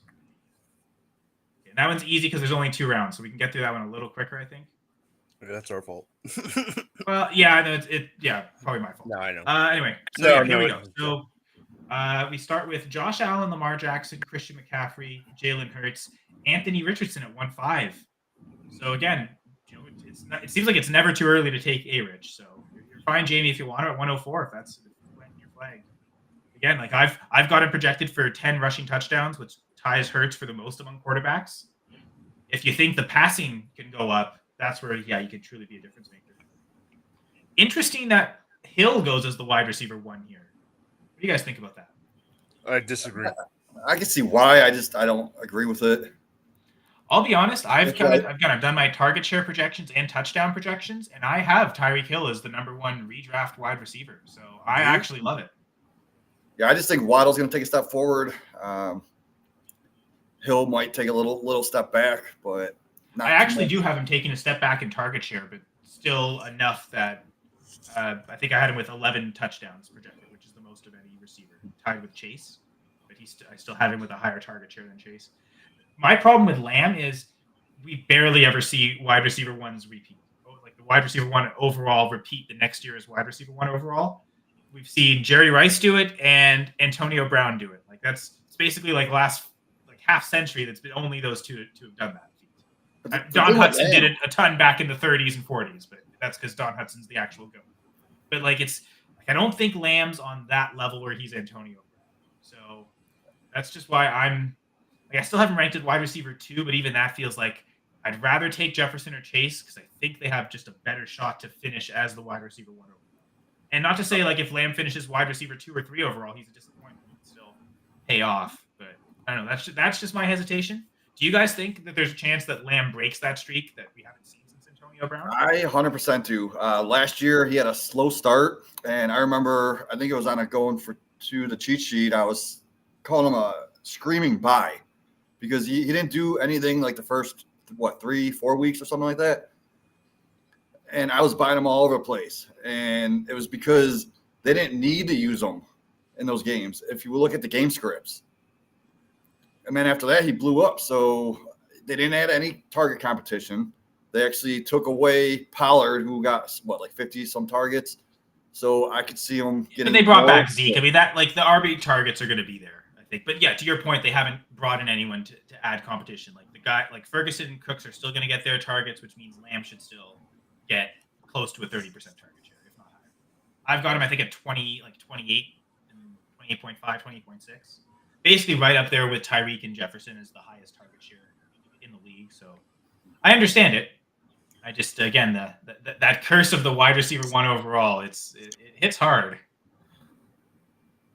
So we got Jeff on the clock again. Now, Let's see who I guess the one positive thing for Lamb, though, it's a contract year. At least so far, they haven't given that long-term extension. So this is another draft where 3 running backs went in the first round with Bijan at 109, Breece Hall 111. Again, Stroud seemingly going in the late first. I mean, Josh talked about that start. Stroud and Chase. Yeah. I love that. I think that's great. Honestly, I think I would have gone Burrow Chase personally. But again, I'm super high on Burrow. Not because the Chief thing, but getting Mahomes and being able to get the stack with Kelsey. Yeah. In the midst, I agree with you guys. I mean, I disagree with you guys about Laporta and Kelsey being 1-2, but if both are on the board and I'm in the middle of the second round and both Laporta and Kelsey are on the board and I have Mahomes as my quarterback, I don't think I can take Laporta over Kelsey in that situation. Yeah, I think great value on Mahomes. And actually, we finally see a draft where Kyler isn't the 112, and it's all because the kicker messed it up and kicked him out of the first round. It sounds like Jeff might have gone Murray there, so it would have been interesting to see if that experiment kept going, where Murray is there and then the others still follow with a third-round stack of a Cardinals player. The McCaffrey, Laporta. And you know what? Guess what? Jeff just took a Cardinals player at the 301, so it really did just mess up the natural order. Messed up the stack, yeah. But I do I'm interested to see later on how this draft works out for the 3-hole because getting McCaffrey, Laporta, I mean, I love it. Getting, RB1 and TE1 or TE2, but we'll see what happens. 9 QBs have gone, so yeah, so we'll see. It could work out perfectly fine, and he could end up with a decent quarterback right now. I mean, like Jordan Love, right? We saw him in the first round. In the first draft, we saw him. He's fallen to the third here at the very least, and there's still some other really good options too in the third. I find it funny that the start of the second, it's the LSU turn. It's Burrow, Jefferson, then Chase. All three LSU guys. Murray, CeeDee Lamb, like that manager went Amon-Ra St. Brown. Tyreek Hill manager went Saquon Barkley. And then you mentioned McCaffrey, Laporta, and then we see Brees Hall, Jefferson, Dalton Kincaid. So at least one team through 2 rounds here in this draft that isn't going to. Are we sure that Dustin Lucky is not in 2 different drafts? Josh Allen, Jahmyr Gibbs. It's funny. You're right. That's a good point. No chance of Kincaid, though, unfortunately. We can go check in on Justin's draft in a little bit, too. So Puka Nacua just went. So Stroud, Chase, Puka. So young team for Josh. Dynasty Saturday Night 5 co-host. They had a great show last night. All right. So that's any other comments about Jeff's draft? I like the 4 spot, actually. Hurts Brown. Yeah, that's twice Brown. We've seen that Hurts Brown stack. So that definitely. Because the one thing with their new coordinator, they like to manufacture slot snaps. And A.J. Brown played, 25% in the slot. Who's to say he can up that to like 40, 50 maybe even? I guess, and that'll depend on like how much do they want to run a third wide receiver. Does Paris Campbell make it so, okay, we have to put him on the field and that allows a third receiver? Because most of the time they're not even playing with a slot receiver. Like it's just the 2 tight ends and then Brown and Devontae on the outside. So it's less Brown's ability to move in the slot. It's more just how often are they actually playing with 3 wide receivers. That seems like that's gonna, and that I suppose the offense coordinator does have input on that, but that could also be a coaching decision, like how much, what kind of personnel usage we want to use. As we saw last year with the Falcons, how much a head coach can impact which personnel is on the field. Yes. R. Breed Love, I believe that's someone who's. I feel like I've seen that name a lot. I think they're in our Discord or they're in the Going for 2 live chats enough. Again, they started Lamb, St. Brown. So why don't we take a look at who they pick, and then we'll head out and we can go try and find Evan's pick. I'll search for what Evan's doing. Yeah, so I think I remember his Twitter name. Yeah, okay, I found it. So Daniels just went at 201, 2, 3. I like the Kyler Daniels stack. I like that upside. Tons of upside, especially with Bijan. Like it's an interesting start. That's not going to be a very usual start. You'll see. So the R. Breed Love, that's the guy who made Jeff's first round pick, Robbie. Okay, that's Robbie. Okay. Yeah. All right, awesome. Let's see how he benefits. But I don't know. What do you guys think? I want to shout out Kyle's fellow Canadian, Toronto Dave. What is up? Oh, Dave. Awesome, Dave. Love Dave. He's such a great guy.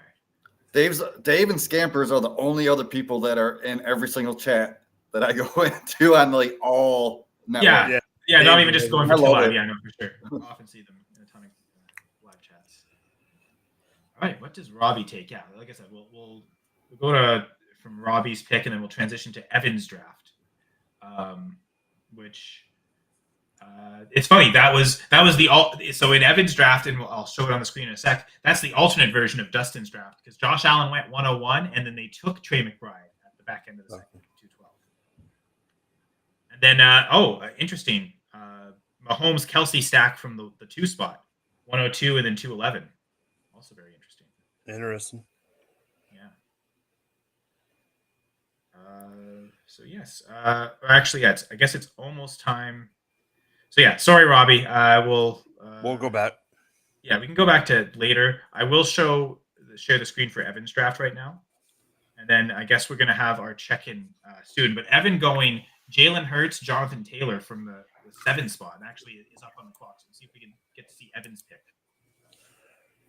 But this is interesting. CeeDee Lamb going at the 104. 4 receivers in the first round. I think that's the first time we've seen that today, right, guys? Okay, so the one thing I do want to bring up about this draft real quick, because I've done this in mocks and then not in the second round, but in general, Lamar Jackson and Jaden Daniels is great. I love that for rushing upside. However, with the format for this league, both have week 14 buys. So you're that late. So if you do make it, you are like, I don't like it. Yeah, I think Scott mitigates that with the playoff average. scoring is your weekly is the scoring that week plus your average through the season. Yeah. But it definitely makes you feel like unlike some other 2 QB builds, you still feel like you're having to at some point go early for a quarterback. You can't just wait for the value. You might have to reach at some point to get that third guy that you that they have to have a good matchup week 14. So you're also maybe shrinking the pool, avoiding guys with bad matchups. But Evan goes Jalen Hurts, Jonathan Taylor, and then Derrick Henry in the 3rd round. What do you guys think of Evan's? I do like the Henry pick in general. I don't know about with his build, just because I do like Henry because the fact of he's not a pass catching running back, but because of all the other, like we said, the carries and the first downs, and he's a workhorse back. Will he get some touchdowns sniped away from Lamar? Possibly, yeah. But I still think that I like Henry more than some this year. Yeah, I've been rising on Henry lately.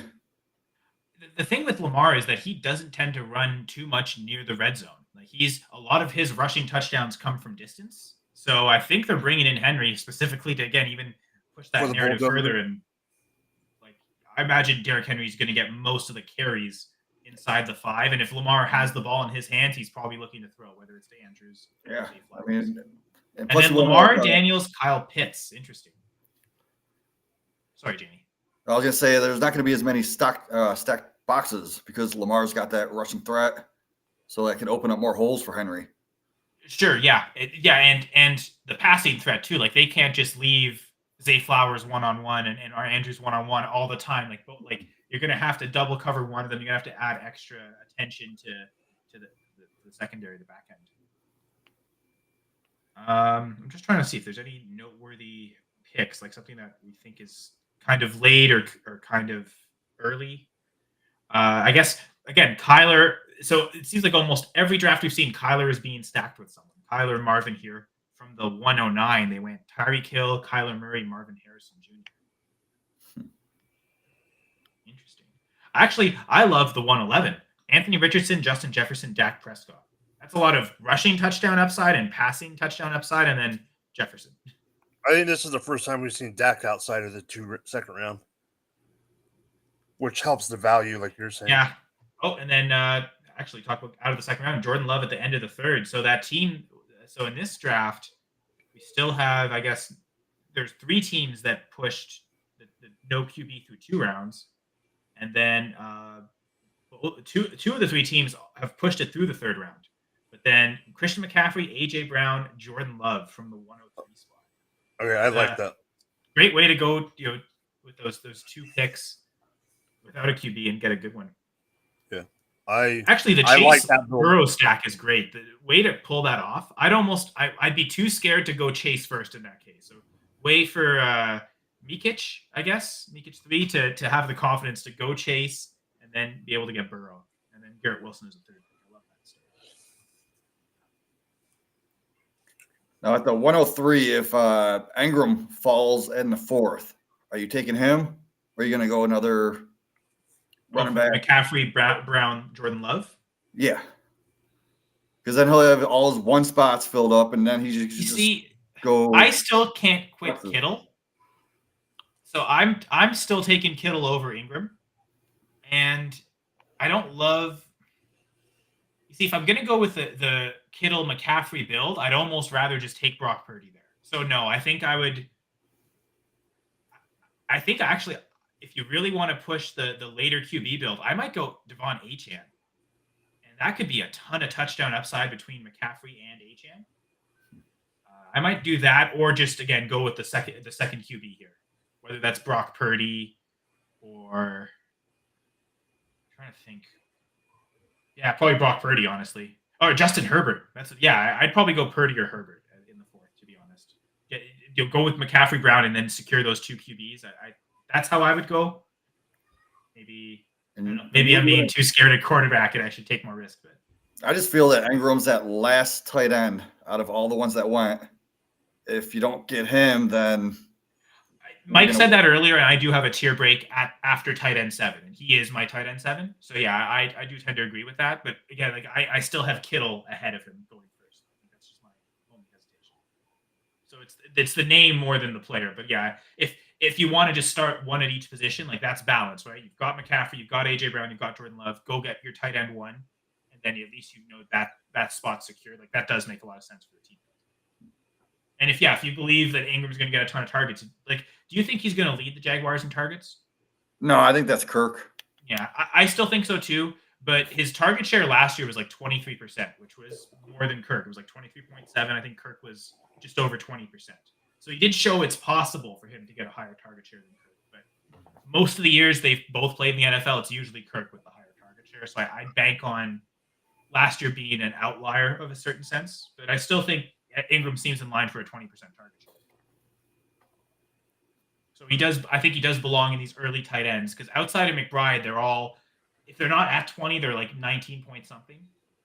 But yeah, I could still get the appeal of McBride. But yeah, I guess we expecting Jay. So I'm gonna just hang out in the comments here. Maybe any interesting comments that we need to. Oh, okay. That Josh went with Puka Nacua over Drake London.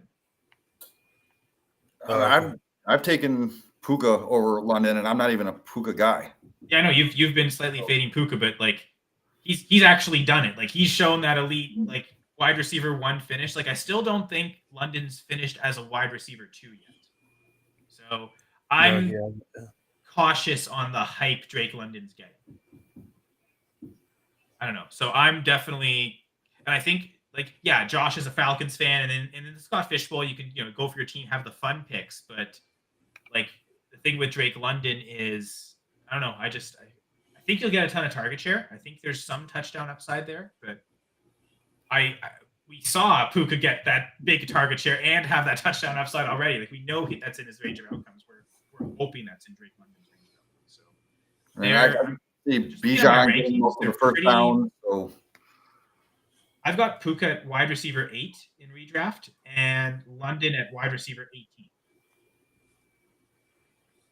And that even 18 still feels high because I have Devontae Smith and Jalen Waddle right behind him. I'm sure, like Jamie, you were saying, like you think Waddle's going to step up, so you'd probably still go Waddle over London. No, I actually go London over Waddle. Okay, so so top 20 then for London is the range, but not top 12. You think you agree with me on that? Yeah, like in drafts, I haven't been getting a lot of London because he's going at the underdog. He's going 201 to 205, like early second. I just think that's way too early for him. Oh, someone took Purdy. Good call, fellas. I know. I like Purdy. His touchdown rate has been ridiculous for 2 years, and like after doing it 1 year, you'd expect it to drop last year, and it dropped a little bit, but not enough. And it's like, man, he's still doing this. So I still expect Purdy to be just a huge value in drafts. And like another guy that's a huge value is Tua. Like how far is Tua going to fall? It's going to make it so that if you don't take that second QB early, you can still get some high upside guys. Yeah, I think like Tua's being undervalued because I was talking with someone the other day. You got 3 players going in the first 2 rounds with Waddle, A-Chain, and Hill. So why is people fading Tua? Because it's so like you just get one of those guys, and he's so easy to grab as a stack for multiple of those options, and it seems like all those teams are fading him. Oh yeah, so to Julia's question again, like I think London will do better than he has. Like again, he's finished like wide receiver 30 last year. I think he's going to finish higher than that, but I'm still don't see him as a wide receiver 1 yet in fantasy. I don't see him as the top 12 guy. Like again, I feel like I'm projecting a little bit forward and putting him wide receiver 18. I still feel like that's maybe too high, but like I'm comfortable in that range. But like Jamie said, he's usually going higher than that. Like he is usually going around where Puka's going. So I don't know. I much easily prefer Puka. I said earlier, like I give me Devontae Adams over London. We're talking just one single season. Give me the guy who's done it every year, and we know we'll get a 25, 26% target share. So yeah, I don't know. You're not the only one, Julia, because as again Jamie just mentioned, and Jamie does a ton of drafts. Like you're constantly seeing him. Like every best ball live stream I've watched, it feels like London's a 2nd round pick, and I just think that's maybe a couple rounds too early for my liking.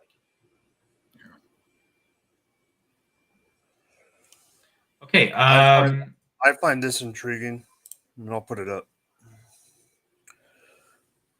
in my SFB draft last week, I got Andrews at 405. Kittle and Ingram went right after. So getting Andrews at 405, like that's crazy. So I'm I considering. think she drafted in Vegas. I think she drafted in Vegas. But yeah, that's crazy. So I know this is around the time we're supposed to get a live update from Gator, even if it's just going to be audio only. So just reaching out to Gator to see if he'll join in, and if not, within a half hour we should be getting updates from Kansas City from Gary. So I'll message Gator. If we don't have Gator, we can take a look at some more live drafts. So like, where do you want to go? Do you want to go back to Madison? Like, even though we're supposed to have Gator here for Orlando drafts, do you guys want to take a look at our Orlando drafts before he gets here anyway?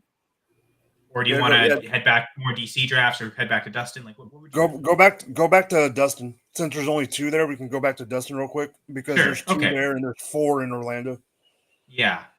All right. So sharing the screen. I see a question Julie had real quick about Deshaun Watson. Oh yeah. To be honest, I mean, I've been seeing him go 20th quarterback overall around. I have him ranked, I believe, at like 15, 16. So that is a value. But in the Scott Fishbowl, I mean, he could, if he gets back to the old Deshaun Watson, could be a top 10. So yeah, I do believe he is a value. I just think if you do get Watson, you got to grab Jameis Winston later, just in case. Oh, not Tyler Huntley? No, I'd probably go with Winston over Huntley. I'm pretty sure Huntley's gotten more starts over the last 4 years than Winston has, just as a heads up. But so I've got Watson at QB 14. And like, that's, again, bringing a guy like Jaden Daniels up as a rookie. Or, I'm still high on Purdy and like expecting Love to repeat and not docking Justin Herbert down too much. But honestly, like, I can see the argument for Deshaun to finish the top 10 QB. So yeah, I think he's going to be a really good big value in Scott Fishbowl for sure. So yeah, I will share the screen now, and we see what Dustin's done. Oh, Dustin managed to get his Kincaid in the 3-4 turn. So kind of love that start. Balanced. Josh Allen, Jahmyr Gibbs, Michael Pittman, Dalton Kincaid. I like it. And then for McCaffrey, Wilson, and then you get Purdy, Herbert. Like, you've got your 2 solid quarterbacks. Like, I like that. I like that start too. Again, Mike, you've talked about this. So we've seen this twice. Lamar with Jaden Daniels, and you have the Andrews stack. So that's going to be something for Sam Wallace. If he is able to just score a ton of points, take advantage of all their points up to week 14, and you just barely scrape by week 14, you hope you're average, you're high enough in the rankings going into the playoffs that your average helps carry you through to those weeks. But if I was in that situation, it'd be hard to not take Daniels in the 4th with this scoring format. I think in all the other drafts we've seen, we've been seeing him go in the 2nd and 3rd. So right, yeah, Lamar, Jaden going that late in the 4th with pulling the Lamar, Jaden Daniels team up in that 1st and 4th, it's kind of hard to turn around or turn down, I should say. So I guess the way that Sam can avoid this now is you basically just avoid week 14. Like, you almost don't want to stack Jaden Daniels because of this. Like, you just run him and say, okay, with him it's the rushing. I know Jamie's not a big fan of Terry McLaurin, thinking he's going too early. So if you're not going to stack him with McLaurin, all the other options don't seem that great. Like, maybe Zach Ertz super late, but then again, you run into the problem. You'll still need a 3rd tight end to have that tight end for week 14. So it's just you basically, you don't want to really stack much more with them. Then you're just trying to take values outside of those 2 teams and outside of week 14 the rest of the way. But you can still, I think, build a solid enough team that this can work. No, I do like McLaurin this year. I think he's going later than he should. Oh, that wasn't you? Okay, I'm sorry. No. I believe he could be like a top 15, even top 12. Maybe it was someone you were on a podcast with, because like someone was just like not happy about McLaurin at all. Okay, no, sorry, never mind. So Jamie, you might like it, but like because usually when I'm in a draft, if Christian Kirk goes, then I'll go target McLaurin.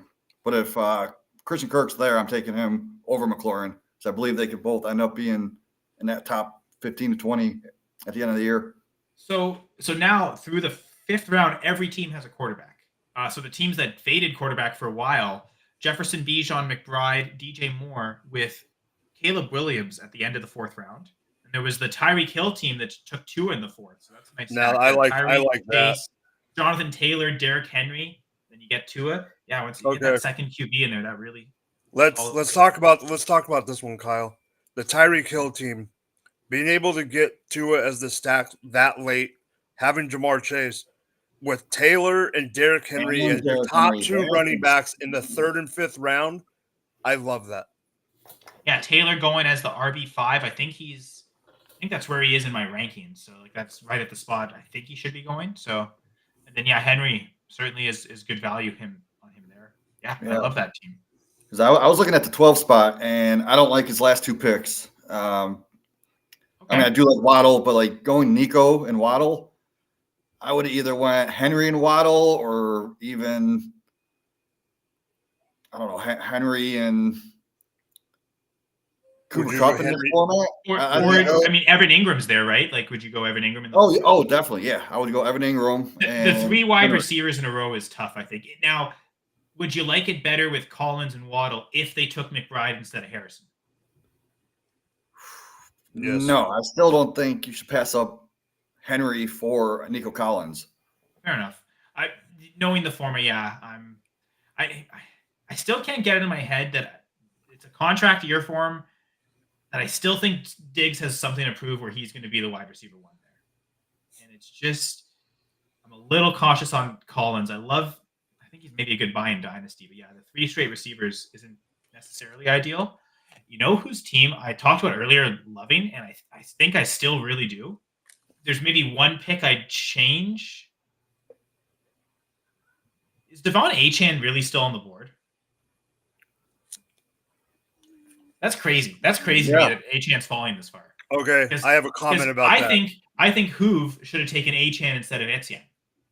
And then I'm okay with it's the perfect team, but I still love that start. Jalen Hurts, Joe Burrow, Travis Etienne, Isaiah Pacheco, DK Metcalf. So I like that structure. Jamie's gonna know what I'm talking about when I say the player. I'm okay with the Etienne over Achane.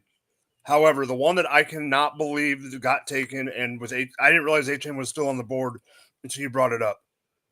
There's no way I am taking James Cook over Achane in 100 drafts.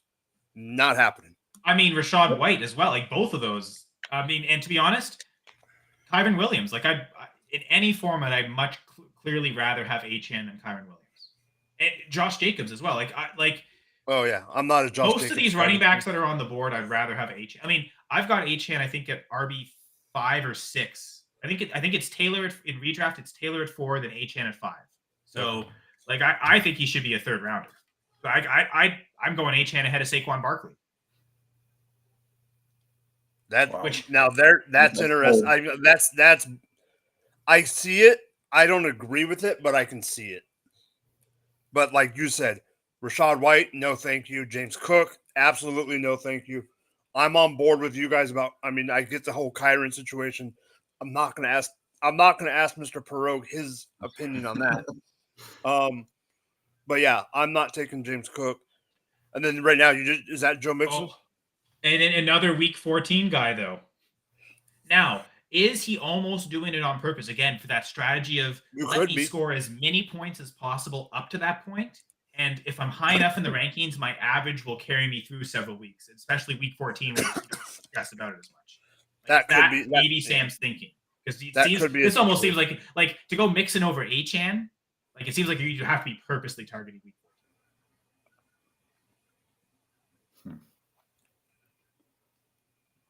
Anyway, so that's it's interesting. Do we stay to see if Dustin picks and then we shift around, or you guys want to look at another draft? Yeah, that's on you. I'll be right back. Sure. May as well. Well, I guess never mind. They're logging off, so maybe not. Let's just take a look at another draft. Sure. Let's go with the other Madison draft. Why not? They're also in the 4th round.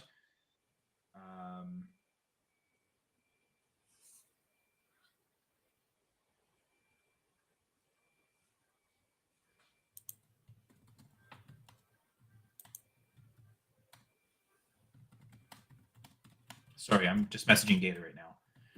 I missed Bad audio. My bad.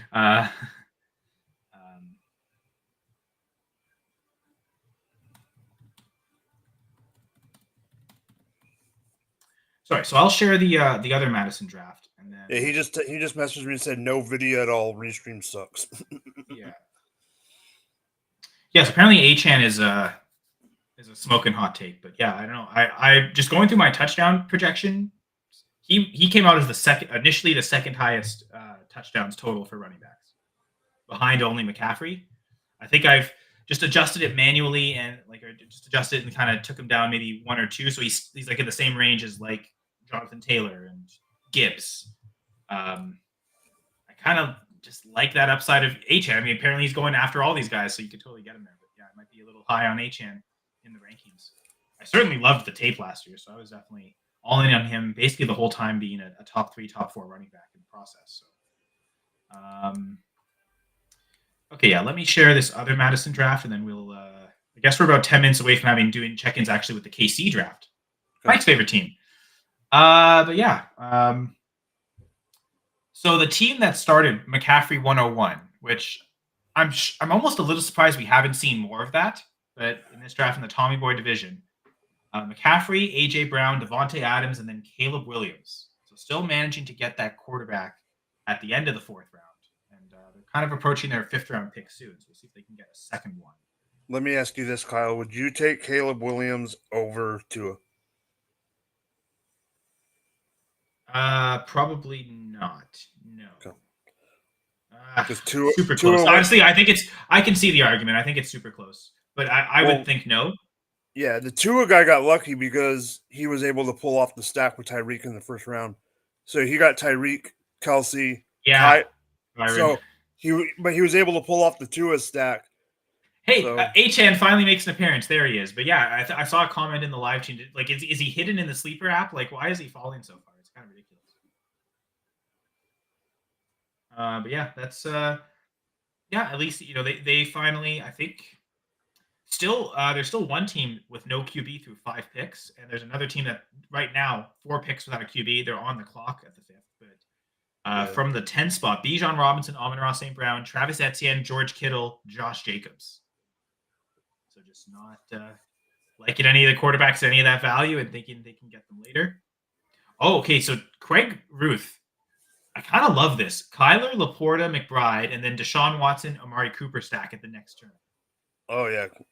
I think that's a little early for Cooper than I think, because I honestly, the 3 receivers that went after him in this round, I'd take them ahead of Cooper.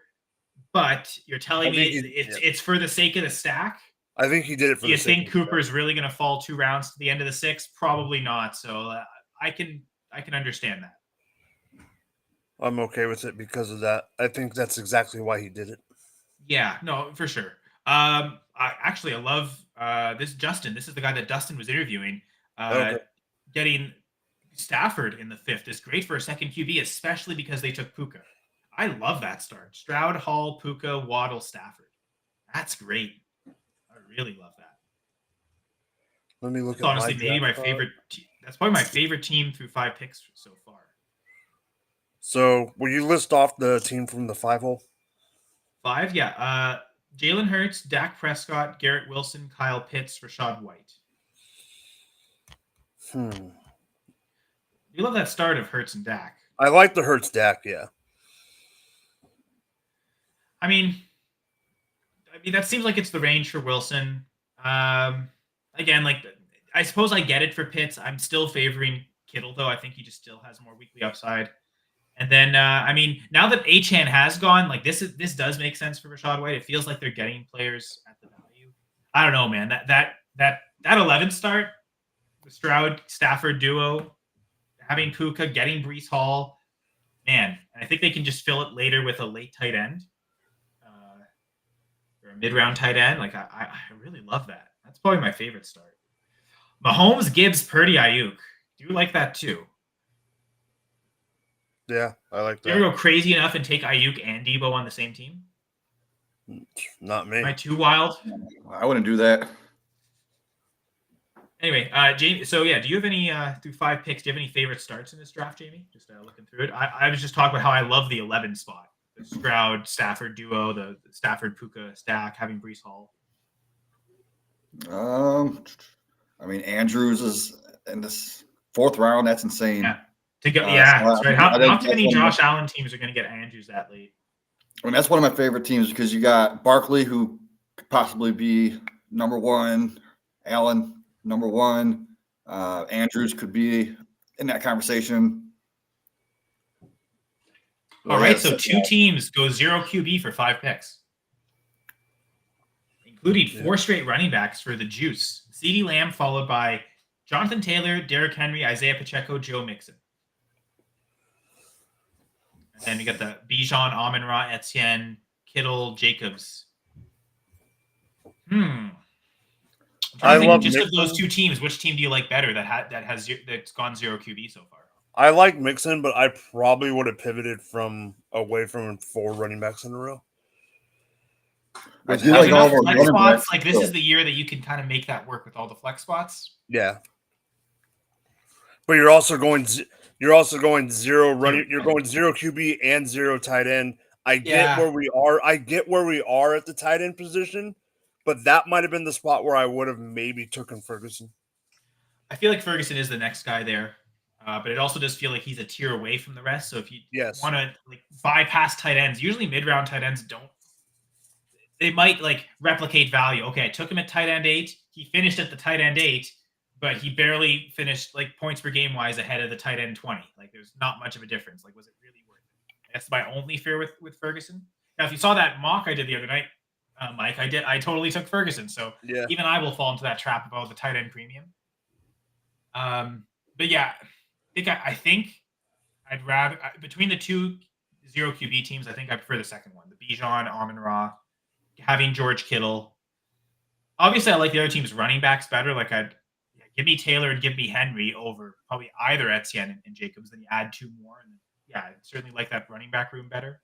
But again, having Bijan, Amon-Ra start, like I love that for a non-QB start. Like that's probably as good as you can hope for at the back end or the first like that. Yeah, I'm gonna go with the 4th pick. I love all those running backs. This is the format to build through with all the point per carry. And this is all guys that will get lots of rushing opportunities. There could be some pass catching upside, but because they're nerfed a little bit in the format, we're just how many touches they're going to get, how many carries they're going to get on the ground. It seems like all 4 should get a lot of that. And this is a perfect build to try. Well, obviously, but a build to differentiate yourself because you're not going to see that build often. Yeah, that's true. So we're about 2 minutes away from Gary actually his scheduled point to chime in. So we'll keep that open for now. So yeah, would you? Okay, so the team with Stroud though, I think that was the Stroud, Stafford, Puka team. I think the 4th round pick was Waddle. Would you have gone Nico just for the stack? Even though I think we all have Waddle ranked ahead of Nico Collins. No. Yeah, no, I wouldn't. Again, we talked about. I think I wouldn't because you could still probably get Tank Dell if you really want that stack. I think you can get Tank Dell a few rounds later. So I would have probably been okay going with Waddle and passing, maybe even getting Stephon Diggs at the next round. Like I don't love taking Collins first out of that group, especially as early as he's going to go. I think all 3 could do well and could all finish similarly. So then it's to my point is like, why not just take Tank Dell if he's going to be the cheapest, and he probably will come close enough to the other 2.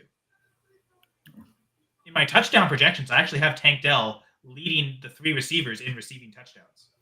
Lowest target share, but I think what they showed last year is that he was kind of a touchdown specialist for them. That's not just necessarily meaning red zone specialist, but the long touchdowns that he can catch too. He might have the best ability to catch those deep. So I kind of like Dell's probably going to be super boomer bust. He's not going to have a safe floor most weeks, but I think he might have the highest ceiling of anyone on that Texans team. So I like getting him at a value relative to the other 2. Apparently, Julius saying we're making Sunday fun, so that's good. Absolutely.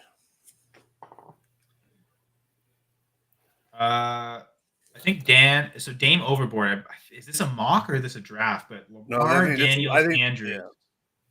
I think this was her Vegas Oh, Live.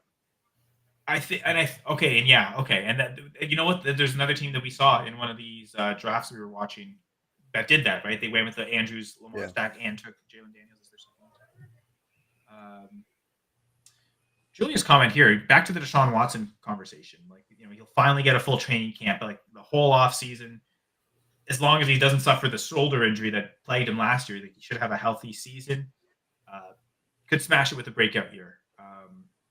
He knows the coaching staff, so he's not having to relearn a new offense. Even though they did bring in, I think, a new offensive coordinator, it's still the Kevin Stefanski offense. So yeah, you've got a new OC to deal with, but the offense itself is going to mostly remain the same. Obviously, you'll have tweaks. Everything every year changes a little bit. No team runs it exactly the same every year, year over year. Yeah, I mean, as long as he could get like a steady massage every day after practice, I think he'll be all right. You got to use the male masseuses now, dude. Sorry.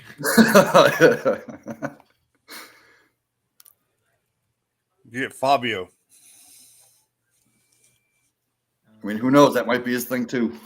Let's see here. Who knows?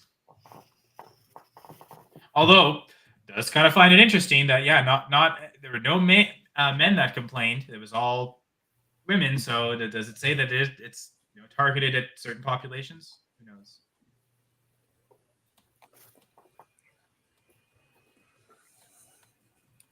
I'm gonna see if Gary is available to do these KC check-ins. We actually really haven't looked at all of those drafts. So that'll be interesting to pull up those draft boards. Yeah, live too.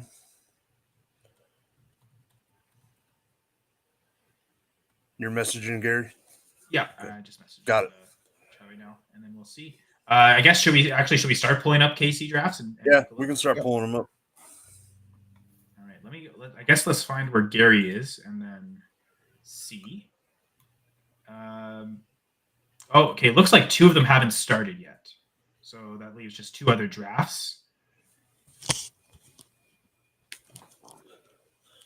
Okay, so I found Gary's draft. He's taking from the 108, and he actually got Anthony Richardson at 108. So far, here's something new. The Uncle Rico draft. No, it's not Gardner Minshew going first, but we see a new QB go 101 that we haven't seen yet. Actually, I might share the screen. New QB. Is it Kyler? No, I shared the wrong one. It's not Kyler. No. Jalen Hurts, 101. Haven't seen that yet in any of these drafts. And I'm okay with that. I mean, he's just like Richardson, but only Hurts. Now we've seen it a couple years in a row. Like, who can you project for more rushing touchdowns from the QB position? And I think at this point, Hurts I think is clearly a much better passer than Richardson. Certainly a much better developed passer and prolific. Like, just more pass attempts overall, higher passing touchdown upside too, in that duo of AJ Brown and Devontae Smith. With the format like it is, I think there's a really strong argument to be made that Hurts should be the 101, and it's the guy that we really haven't seen do it yet. So, Amy May, 35. I love the pick. And then for the rest of the team, Hurts, Kelsey, Josh Jacobs, Isaiah Pacheco, DJ Moore, Jalen Waddle, Matt Stafford, DeAndre Swift. Like, so many great pieces, and then able to get a second QB super late is great. Anything you guys find stand out from this Uncle Rico draft in KC? Burrow went 211. Burrow 211. Actually, is this the earliest we've seen Stroud at 106? I think so. Like for most of it, he's like a 110, 111 guy. In mocks, I was seeing him go anywhere between 106 and 108. And then when people were finally starting to push people down because of the rushing upside and all that, then I saw him going, the 109 to 111 range. Especially in Dynasty, that hype for Stroud, like I think Jamie, you saw this too. Like when he was 101 in like different trade calculator sites or trade value sites. All right, here's a team that I really need to talk about. Sure, they're at 0 QB, 112.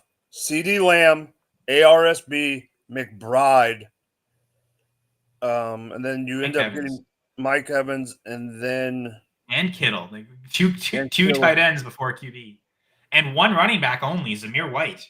So they have 6 wide receivers, 2 tight ends, 1 running back, 0 QB build through 9 rounds. So I do like Zamir White. I really do. However, not with his as my number 1 with no QB. I don't know. It's funny. Let's go to the opposite end of the spectrum. Yeah. I think it was Luke in our comments who said they took Pickens in the 7th round, but that was as their wide receiver 1. I love that pick a lot more than Pickens here in the 7th as a 4th wide receiver.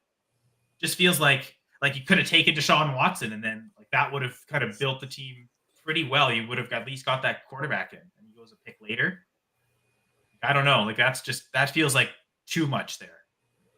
Too much at wide receiver. For the position we talk about, it needs to be maybe the position you fade. 6 wide receivers through 9 rounds is pretty extreme. I mean, I wouldn't doubt if on this pick you would think on his. I mean, he's still got another round to go, but this is where you would probably have to think about going just double tap. Yeah, and they're on the turn, so they have that advantage of whenever they decide to go QB, they can take 2 right away. Oh, Scampers is saying he's coming to the 12. Interesting. Oh, CBS Heath, right? Yeah. Okay. Okay, so that I'm not saying that makes sense with Heath, but it is intriguing that it is Heath. I mean, instead of Zamir White and Pickens, would you guys double tap like Stevenson and Connor? I mean, I think I would like that better. I mean, of the running backs that went later, for redraft purposes, I think Aaron Jones is the best pick. And then instead of Higgins, I might have went Najee. I would have honestly, if it was me, I probably would have gone Deshaun Watson, Aaron Jones at that 6-7 turn. One of them would. Honestly, if you tell me it's Zamir White because you know he's guaranteed to get a ton of carries, like going Zamir White, Watson makes sense. But I definitely would have taken a QB at that time. One of them would have been Watson. Like, I don't care. I'm okay with whatever the other decision is, but I would have. Yeah. It would have been Watson instead of the wide receiver. Like if you wanted to take a different. If you wanted to take Stevenson, Jamie, like you brought up, or whoever the running back is, or even Jones, like you brought up, Kyle. But to me, you take the running back and then you take Watson instead of whatever wide receiver at that position. Yeah, you're right. Because I would have went Watson, Stevenson, probably.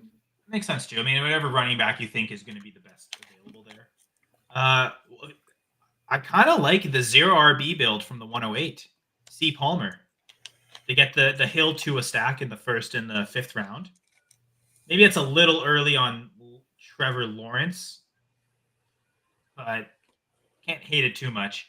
But to go Hill, Laporta, Nakua, and then be able to get those 2 QBs is great. And then you keep pushing wide receiver. Devontae Smith, DK Metcalf, Jaden Reed, and then finally Devin Singletary is the 1st running back in the 9th round. I kind of love that. I love Singletary this year because the same thing. I think he's going to get the volume. Yeah, you have Tyrone Tracy, and I wish Eric Gray becomes something. I don't think it's going to happen. Dynasty shares, thank you. But I do like a couple of the running backs I like late because of volume. Like if you do go 0, are Singletary and Zach Moss.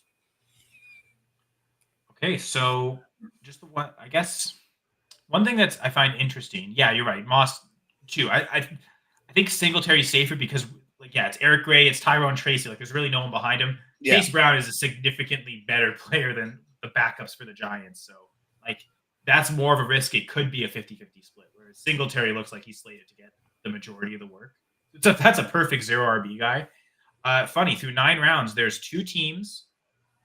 There are 3 teams with only 1 running back, and they've taken them at 3 different spots. You got Gibbs at the 207 on the 1 team, Zamir White in the 6th at the end of the 6th round, and then Singletary in the 9th round. So 3 different spots to go with that 1 RB through 9 rounds. But there are, I counted 4 other teams with only 2 running backs. So you've got some teams that are going a little heavier on the RB position. Like the 103 team has 5 already. More than half their picks so far have been running back. Let me ask you this question, Kyle, that we have not discussed. I know you've discussed on other shows because you're a Packer fan, but I haven't heard your take. What do you think about the whole, and I see the reason I bring it up is I see Jaden Reed in the 8th, What do you Yeah, that- what do you think about the whole wide receiver situation in Green Bay? Well, I think there's two guys that really could emerge as the alpha, as the true like target leader for the team: Jaden Reed and Christian Watson. There's arguments to be made for both. Watson's just a very impressive athlete, and he's probably, some would say you could argue Dontavian Wicks, but I would argue that Watson is the best pure separator of the group. He can find ways to get himself open, even if the route combinations don't design to be the case. He's got a good sense of timing. His route running may not be the best, but his separation ability is good. But the argument for Jaden Reed is that the Matt LaFleur offense has always run through the slot receiver. And it's something that he and Rodgers actually connected really well on, is put Devontae Adams in the slot and then target him a ton. Rodgers was like, sure, that sounds great. Yeah, That's a great. brilliant idea. Love doing that. And like that worked a lot. But we've also seen the last couple of years, that's not just a Aaron Rodgers thing. Like that is, how many targets Jaden Reed got designed for him is like the first read in the offense because he was playing in the slot. And I expect that role to continue for Jaden Reed. So yes, if I'm drafting, I would draft Jaden Reed as the Packers' first receiver to go off the board. This range feels right. Like I think that's right. Like I'm just looking at the names around it. I think that's like everyone's in the kind of the same tier as him. The only guy I'm for sure saying is higher because I think everyone's sleeping on him is Zay Flowers. And to let the Lamar Jackson manager get Zay Flowers in the 8th round is wild. That's such a great stack. I love that for that. So I think it's Jaden Reed, but I could also see the argument for why it could be Christian Watson. I think he's worth taking too. Okay. I'm very much against taking Dontavian Wicks at his ADP because I don't care about the per route run numbers. The very likelihood is he's not running very many routes this year. But he's still the 4th guy, that the main 3 are still going to be the main 3, Watson, Reed, and Romeo Doubs. Injuries will happen, and that's probably how Wicks gets on the field more than they want to prioritize getting him on the field. So that's just my hesitation with Wicks. I know Jamie thinks Romeo Doubs is absolutely awful at football, completely trash, can't do it. But the truth is, Jamie, he's still the best route runner on the Packers. And that gives Jordan Love a certain sense of confidence. It gives LaFleur a certain sense of confidence sending him out there, which is why I'm still taking Romeo Doubs ahead of Dontavian Wicks in drafts. I still feel like Doubs is kind of a value for a guy that's probably going to at least see 50% target share of that offense, if not more. Yeah, I just remember last year people were taking Doubs over Reed, and I did not agree with that at all. Again, we didn't know how good Reed was going to be. I really liked Reed as a prospect. So yeah, I would have still stuck to probably Reed ahead of Doubs, but I mean, week 1 it worked beautifully, but that's Romeo Doubs always does his best work in the early season because again, the route running's on point. So early in the year, especially before Love had that connection with everyone, it made sense as a target where I know where to expect him to be on every route, so I can just kind of throw it there. As the season progressed, though, he got more confidence throwing to Reed and throwing to Watson and like throwing to Bo Melton. So, yeah, I think he might not. I don't think Doubs is going to lead the Packers in targets like he did last year. Two teams have already gotten their QB3. Oh yeah, Baker Mayfield, and then Geno Smith. So for those 0 QB builds, oh wait, this draft doesn't have any. Oh yeah, just still that one team. That might have been a couple of targets they were thinking. Mayfield, Smith. That was my. I'm trying to think. So like, who's there to? Because Mayfield would have been perfect to stack with Mike Evans. Yeah. Okay. So, not to tease something I'm going to bring up on my show on Tuesday night, Jamie. However, one target that I would think about late because of the rushing upside, if you can, I wouldn't necessarily want him to be my QB. Like I was thinking to try to get him as my QB3 if I went early on QBs. And if he wins the spot, which most people think he will, but there's some people that don't think he will, Daniel Jones from the Giants. Okay. I did not think that's where you were going. I thought he's talking about the George Pickens stack, but no, you're right. Yeah. Jones could work there too. Daniel Jones could work, but Justin Fields, Russell Wilson or Justin, take both if you really want to. Like if you've gone this long without a QB, spend both your spots on just spend 2 roster spots on the Steelers starter. I don't think it's awful. No, I don't either. For 22 rounds, like I think you can afford to take, if you're going to take 3 QBs, maybe have 2 of them be the same team. Like I think if you've pushed it this far, I don't hate that. You could also go Will Levis super late to stack with Calvin Ridley so that you could prioritize at this point. because like I think Derek Carr is probably the highest ranked QB on the board. You really just want to reach on Derek Carr though?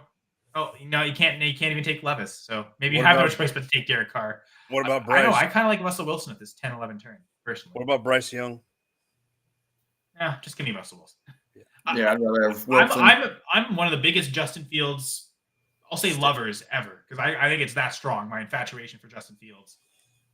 I think there's a really realistic scenario where Wilson starts the entire season.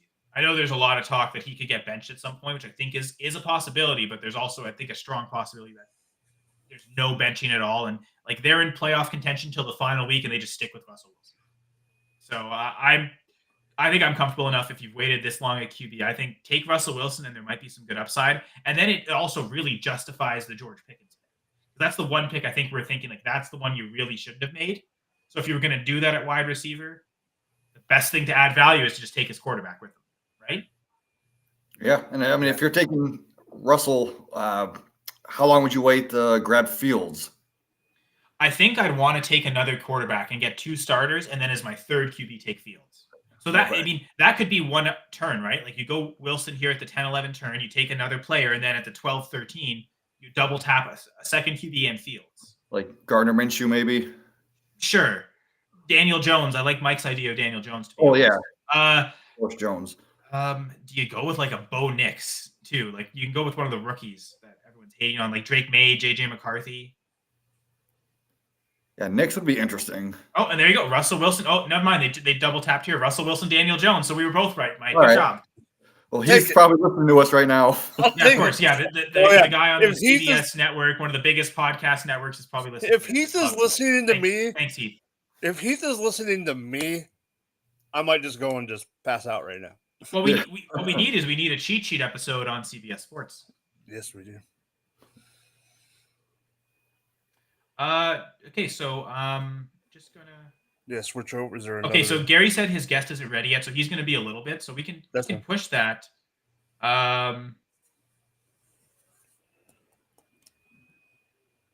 So Julia's asking, yeah, I think agrees with me, like that Pittsburgh could smash the trail with Fields and the trade with Wilson, or I guess they signed him for super cheap. So, again, I'd love if Fields gets on the field from week 1. That'd be amazing. But yeah, I don't think it's gonna happen. You want to go down to? You want to go to Gator? You want to go to? Vince called the Russell Wilson pick too. Oh, sorry. You want to go to Orlando? Sure. Yeah, we can. Yeah, while we're waiting for Gary, let's take a look in Orlando. But I do want to answer Julia's question: Dobbs or Judy? I'm gonna go Judy. I think so too, because I think he's pretty. Like, I guess depends. I think he's going to get more targets than David Njoku, though. So I right now have him projected for second on the team in target share. I'm going to agree with both of you, but I am reluctantly agreeing with you because I'm one of the, being playing in Dynasty like you two. I was such a Judy stan at first that the lack of what he's done is just put me in such a sour mode. And then him going to freaking Cleveland didn't help the situation. But he earns targets. He's been earning targets his whole career, but he just doesn't catch. Like the catch rate's pretty bad for all the targets he's earned. But so Njoku might have more catches than him this year, but I still think Judy's going to be second on the team. He's got more target share. Yeah. I think Dubs is going to at least be behind Reed and Watson, and of course Jamie thinks Dubs will get less targets than Musgrave and Dontavian Wicks, probably less targets than Bo Melton as well, right? And don't forget Kraft. Yeah, can't forget Kraft. I mean, he'll be ahead of Malik Heath, but that's it. Like that's apparently it. Jerry Juggles is a no for me, and yeah, again, it's. The target share is great, but then the catch rate's so awful that you could. I mean, if you're stuck between Dubs and Judy, just take a different position. Yeah, take a running back. Right? Man, like I've been staring at Judy like late in the best ball leagues, and I don't even click the button on him. I think I might have once. No Browns homers, but that's just showing the disdain for Dubs more than anything. Okay, let's find Gators with Jamie. Yeah, it has nothing to do with. Yeah, it has to do with Dubs. It's funny because I'm not making the homer pick either because I'm going against the Packers pick, and Jamie is saying in spite of the on his team, he still doesn't reluctantly want to take it. So definitely not characterized as a homer pick. Nope. Wait, where is Gator? Gator J. I assume Gator's drafting unless he's just there hosting. I think he's with Jacob Trowbridge. I think he's drafting. I can't remember what division, but I thought he was drafted. Orlando, right? Yeah. Yeah, Toy Story. Unless There's what, 4 divisions? I'm reading through the names now because I was looking for the picture because I know Gator's sleeper picture. Oh yeah, there he is. Yeah, I don't know why I missed right by it. So yeah, he's in the Rex division. So here, let me here, I'll pull it up.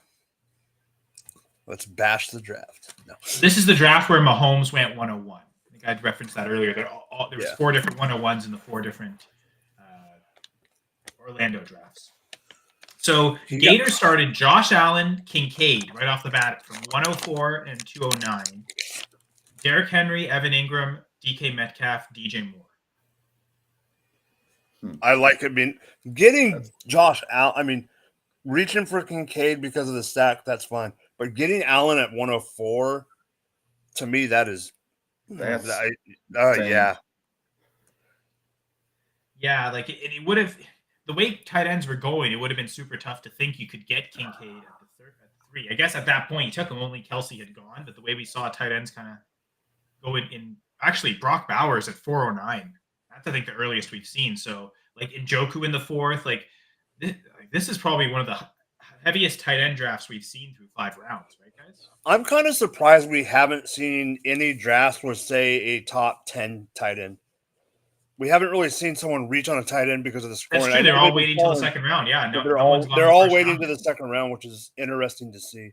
The one team that I'll be honest, and Jamie, we've talked about drafting him at 4 or 5, but being able to get Richardson and Murray at 112 and 201, that's insane. Yeah, and then you get Barkley.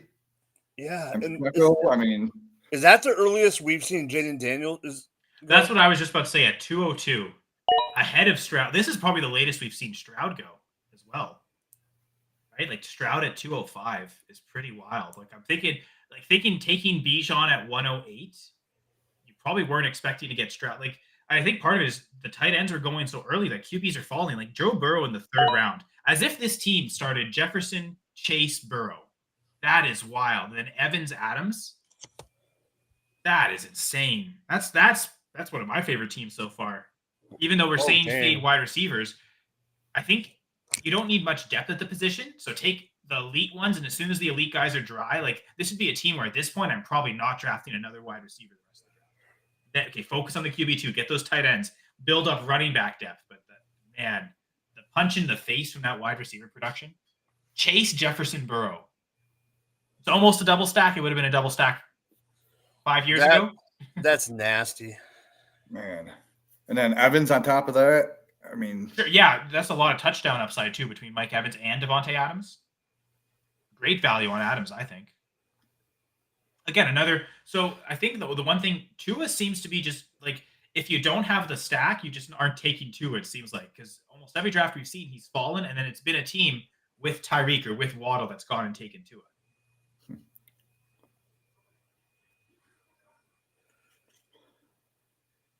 That 12 spot is interesting. Going Ferguson. Yeah, there's just a lot of other people that I would rather have had.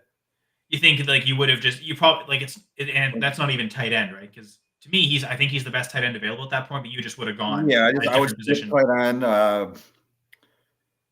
You would have maybe gone like. Would you have loved Devontae Adams as your wide receiver 1 for this team? Yeah, I'm thinking Adams would have been a great pick right there. Yeah, I think it's so too.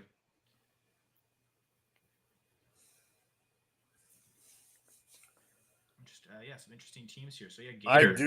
I do not like the build of number 5. Looking at my spot.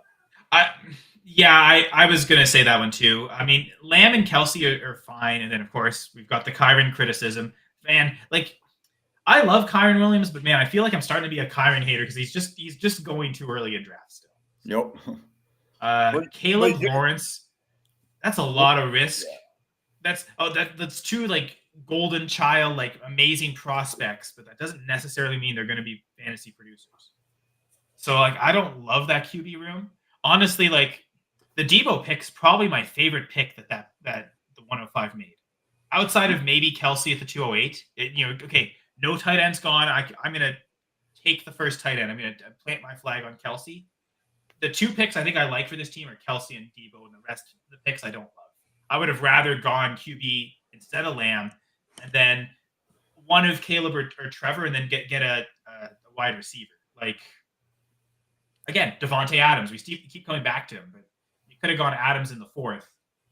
Like, go Lamar, Kelsey, Achane, Adams, Lawrence, Debo. I love that build a lot better. But I mean, don't love the Lamb pick. Really don't like the Kyren, either Williams pick, really. Yeah, Caleb, I would rather have Goff over Caleb. Oh, Purdy. And I mean, you didn't know at the time you'd be getting Debo, but like to set up the Purdy Debo stack, that would have been worth it. I think that would have been a lot better. I'd like this team a lot more. Oh, I'm taking Purdy. I'm taking Purdy over Caleb all day long. And I don't see how you could take Kyren over Henry, ETN, Achane. Yeah, no, for sure. I'm with you. Heck, Pacheco. E-draft, I'm taking Kamara ahead of Kyren Williams. Yeah, yep. You get to the Josh Jacobs range. I would take Mixon over Kyren. Again, I think I've got Mixon ranked I think if I've got Williams at 14, Mixon might be like 12, 11. I think he's 11 actually. But you know who I have ahead of Kyren Williams is a running back that still hasn't gone yet, Aaron Jones. I've already talked about him before. Yeah, he's going way late. Yeah, so super late. So yeah, it just doesn't seem like there's much. Like it's just such a reach on Kyren. And yeah, he might be able to pay off, do what he did last year. The dynasty teams that have a lot of Kyren, that's definitely going to be the case. Yeah, guess we'll see. Are there any other Orlando drafts you want to check in, or do you still want to stick to this draft board here? We can just go to any random one. So I got a question for you guys. Would you be surprised this year, next time, if Kyren Williams has the same value that James Robinson had after his big year? Which is 0. I mean, if he gets injured, he will. I think it, but I think as long as he's out there because that was the big thing with Robinson was the Achilles tear that next year. I mean, that happened later in the season, but that just. I think his value will drop, but I don't think he will be unvaluable. Yeah, I'm just thinking that he's already had three big injuries, and he's only been in year what 2 years. Yeah, I mean, Travis Etienne has 2. We have no problem taking him early. So, I mean, the injuries are a thing, but that's a thing for all football players. There's no player that doesn't have an injury risk in football. Yeah. There's players we've seen. Okay, they've been able to play through most seasons almost fully, but any one injury can snap that streak. So, but it's Blake Corum being there, and I still think Kyren will get more work than Corum this year. I think he's got more touchdown upside than Corum, but. They also didn't I know the argument you and I have had between them is you think Corum's right away supplanting Kyren as the lead back. I don't think that's going to happen, but he's definitely going to get work. They didn't just pick him in the third round to not get touches. I think he's a way better running back. I mean, he'll probably get a 40% at least. And this is where we push back. He's a way better athlete, mm-hmm. but I think there are still things like with his footwork, the technical running that I think Kyren's actually far better at than Blake. So I get it from the athleticism, and you're Mr. Athletic Profile. So I know that'll be like the first thing you look at. Yeah. I'm still a big footwork believer when it comes to running back and the fundamentals of technique. So I don't agree. I think Kyren's a better overall running back, even if he's not a better athlete. Now, do you like Jonathan Brooks over Kyren? No. He's coming off a torn ACL. Right. Because again, today we're talking redraft. Dynasty, I think I do actually have Brooks slightly ahead of Kyren in Dynasty. But from a redraft perspective, no way. I think there's just too much risk with Brooks. We have no idea at what point he's returning. Chuba Hubbard isn't a scrub either. And that's not just my Canadian bias showing. I think just like Corum will impact Kyren's workload, I think Chuba Hubbard's certainly going to be there. They're not just, as soon as Brooks is ready, he's getting 90% of the snaps like a Kyren Williams workload last year. I don't see that happening. Yeah.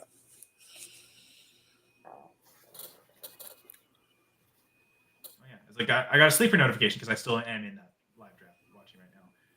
All right, so that was the Rex division. So we've got Buzz Lightyear, Jesse, or Tim Allen, Woody Allen. Funny enough. So which division do you guys want to check in? Buzz, Jesse, or Woody? Let's go, Woody. Yeah, I was thinking Woody. No jokes there. It's funny. There's actually someone named Jesse in the Woody draft. So, let's see who's. TSS Fantasy. I know that's a podcast network. They're in there. George Reed FF. Yeah, a few people I recognize. Good old George. Oh yeah, I'm not actually sharing. Sorry, I'm staring at the screen thinking everyone else is watching it too. I realized I never clicked share screen. There we go. I shared it. So yeah, the one Orlando draft where Allen went first. I mean, other than Murray going earlier than expected, or at least earlier than we've seen, this seems like a pretty normal draft, at least in the first round. Although I'm seeing the second round, Stroud falling all the way to 209. I think this is now the latest we've seen Stroud. Holy moly. Yeah, that's insane. So I I'm at like the first spot. I want this team. Mahomes, Stroud, and then you get the Diggs stack as well. And you know what? You see Diggs went right before Collins, so they chose Diggs over Collins. So maybe thinking like I am that Diggs is the redraft wide receiver one for the Texans. A B League. Jeff ended up getting Evan McPherson with his 112 spot. Yeah, welcome, Dan.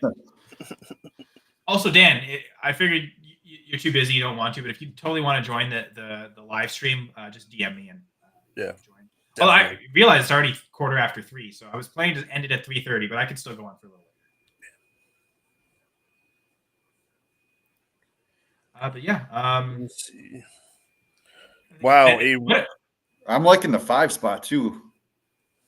Sure, yeah, Lamar and Herbert, Gibbs, McBride, London, Malik Neighbors. Yeah, there's some good value there. Interested to see where he goes now. The tight end round was apparently round 3. Andrews, McBride, Kincaid, Pitts, Ingram, Kittle. That whole tier of tight ends, 5 in a row at the end of the third round. And that's a lot of people who are, okay, with the third round reversal, right? Their early picks didn't want to go Laporta, and actually maybe some of them wanted Kelsey and couldn't go Kelsey because I think this is actually the earliest we've seen Kelsey go, right? 202? How in the heck did CD Lamb go 201? Right, yeah. Yeah. Well, you know what? Only 2 receivers taken before that point. And then they took CD after Amon-Ra just to mess up the ADP, of course. Yeah. But effectively, Lamb's the third receiver off the board, right? It's just the love for Jefferson and the love for Hill. And again, I can't blame anyone who's projecting either of those two as the wide receiver 1 overall. Look at the 10 spot. That's a crazy. That's a little extreme.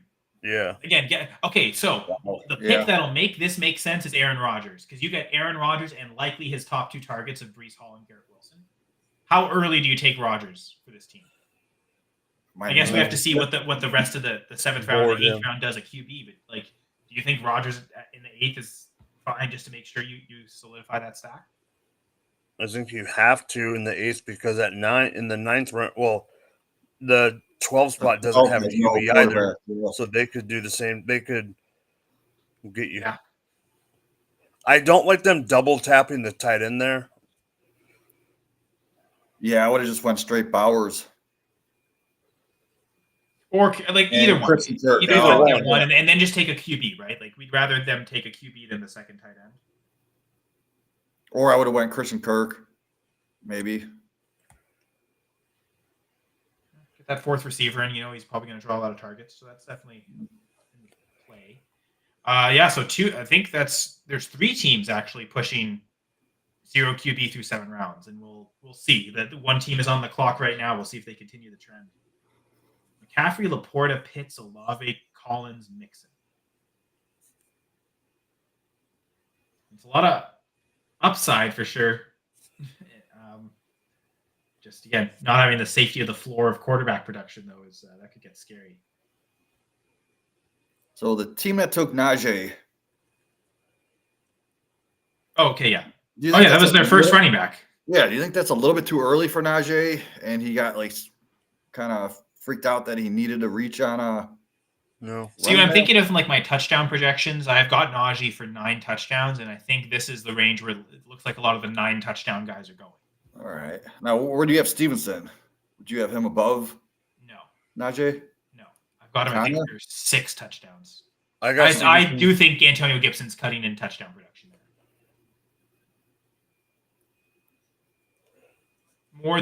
I think more than Jalen Warren's a threat to take away Najee's touchdowns. But Jamie, you got Stevenson higher because of the Alex Van Pelt addition to the offense. Yeah, true.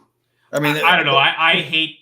And they are back to back, and for I me, hate what they did, like how they signed Gibson and like a multi-year contract. Like this isn't just an afterthought. Like I know they've just extended Stevenson, but like I really feel like that's just a 50-50 split, and they're fine with it being a 50-50 split for the next couple of years. So I'm hesitant to pull the trigger on Stevenson this year. Love so the the dude. guy Love the talent. went. I see the guy went Tank Dell instead of a quarterback. Do you think he's waiting for his next pick because Jesus, 3 those other- Texans picks in a row as well. Collins, Mixon, Dell. Oh yeah, I Maybe didn't thinking the notice other, that. the guys at the turn both have quarterbacks. It's the other end of the draft that you don't have to worry about. So take your player there and then come around with the QB. But yeah, just 3 straight Reading the Texans. draft board. That's smart. Yeah, he was okay not taking a QB. I disagree with you, Kyle, about the 3 straight Texans. You think it's a good enough offense? You don't care if you have 3 players from the same team? No, I mean I agree. I don't know if I would have done it. I'm just saying I Yeah. agree with you not having to take a QB because Okay. you read the draft board. Yeah, I know that.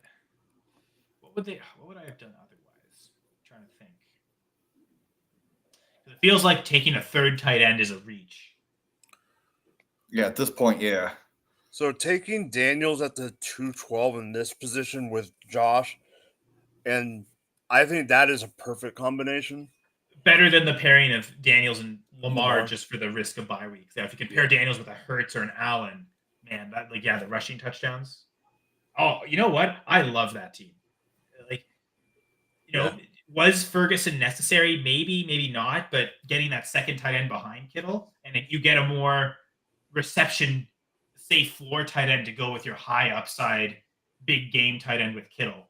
So I think they complement well. If you want to go 2 tight ends, you've built 2 tight ends that do complement each other based on skill set.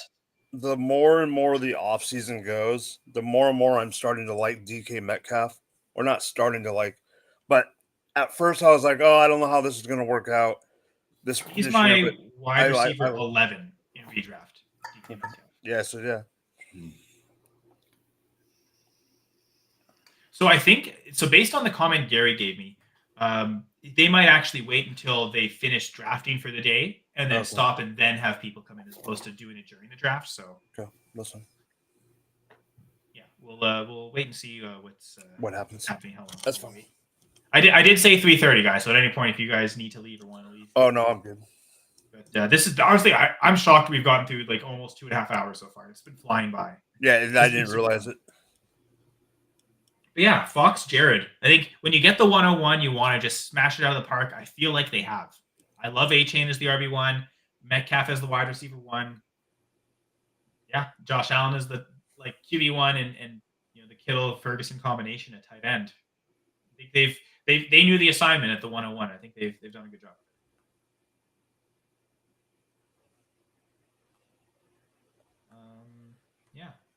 Do you want to wait and see what the 803 that they do with the 803 if they finally get their QB or yeah, we'll wait. Yeah, everyone seems to be there. So yeah, just looking through for any other names that seem noteworthy, any other builds that are interesting.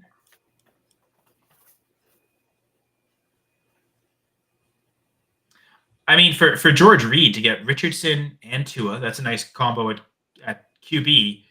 Like, I actually love that start through 4 picks. Richardson, Taylor, Andrews, Tua. Fade the wide receiver to start. You've got potential, especially Richardson, Taylor, Andrews, potential as the number 1 player at each of their positions. Then you come back with Cooper Kupp to start, who I think is going to be one of the most undervalued players in redraft this year. I think he should be a top 10 wide receiver in fantasy. You talking about Cooper Kupp? Cooper Kupp. Yeah, no, I agree. I've been noticing he's been rising up lately. I've been trying to get him in the 5th rounds. Now he's going in a 3rd. I think I've seen him in my last draft. which I think is where he belongs. He should be. Like, I'll be honest. Other than Devontae Adams, I take him above every wide receiver taken in the round above, like in the 4th round. Easily would rather have Cooper Kupp than Drake London. Because again, Julia, like the idea of, okay, London might smash this year with Cousins. Man, Cooper Kupp smashes every year. Every time he's on the field healthy with Stafford. So wouldn't shock me. The way I have it projected right now, I have Puka with more targets than Cooper Kupp, but Cooper Kupp as that red zone threat with more touchdowns will basically like equal Puka's production, even though Puka's likely to get more catches. So I think both are worth drafting. And like certainly Puka at his ADP, but I think Cooper Kupp's worth reaching on before his ADP because his ADP is a little too low for me. And it's came out saying that he's in the best shape of his life at 30 years old. Well, of course, every receiver says that every offseason. Where they're not, if they're either recovering for an injury or in the best shape of their life, there's no middle ground in the offseason. Like, who's someone like, Nick Chubb probably can't say he's in the best shape of his life. He's clearly still recovering from a torn ACL. But everyone else on the team is in the best shape of their life because they don't have a torn ACL. Off-season narratives. Gotta love it. Love it. Dynasty Mofo. He is quite the okay. I was gonna make some bad joke, but I won't. Yeah. Does he go with the 4th Texans pick? Who would he pick? Schultz? Dalton Schultz. Yeah, I was gonna say Dalton Schultz is probably get that 3rd tight end. I mean, this would be the range I think Schultz would go.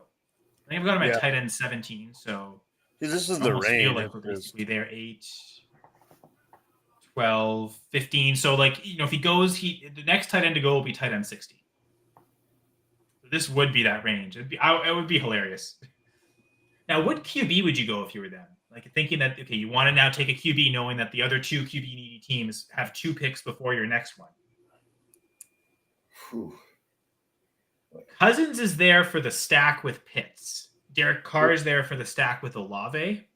Their quarterback hasn't been taken in 2 full rounds, which is interesting.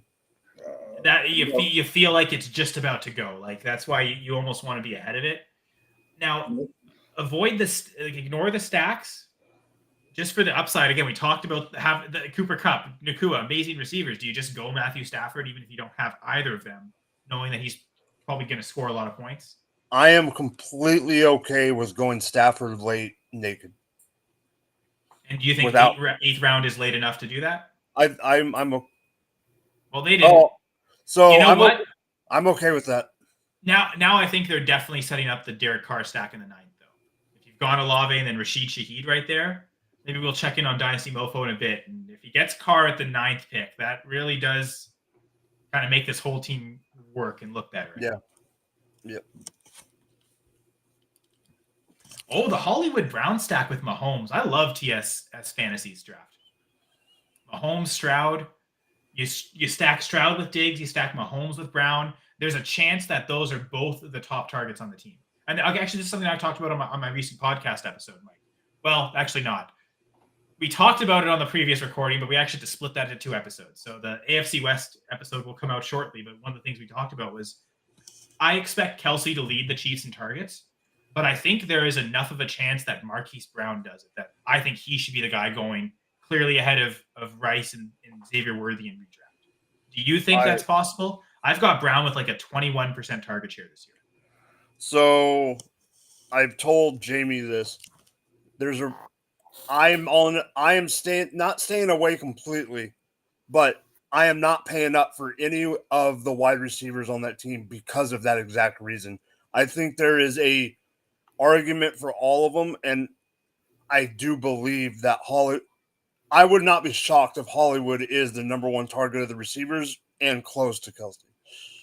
Again, I could see the world where he gets more targets than Kelsey this year, just flat out. Like Mahomes gets a connection with him. He loves throwing the ball deep, and he just and as a way to help preserve Kelsey, you don't overutilize him during the regular season. I could see Brown ending the year with more targets than Kelsey at the end of the regular season.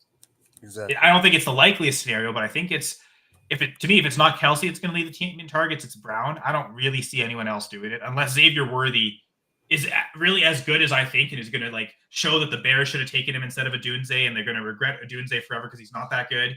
Like if Worthy's that amazing, then maybe, but I don't see it right away. Which is why I think this is like, do you think this is good value for Brown in the 8th? Yeah. Would you still wait longer? I would wait a tad bit longer, but I don't know if you're going for the stat, if like in this kind of a tournament, you think you have to do it now. I don't think he's coming back. Yeah, for sure. That makes sense.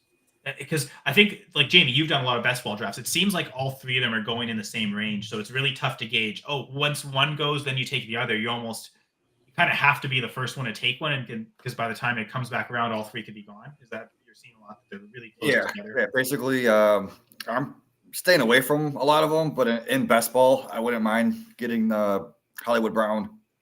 He's usually the guy that I would target. And like, I think like I love the value of the 3 receivers that just went: Reed, Shaheed, and Brown. And honestly, like I kind of like the value of all the 7th round receivers as well.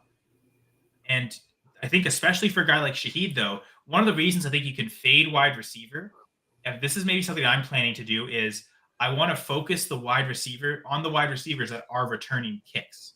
I actually did write a list of, according to our lads anyway, all the starting kick returners. Because I think that, like, because as far as I understand, the punt return rules haven't changed. So no.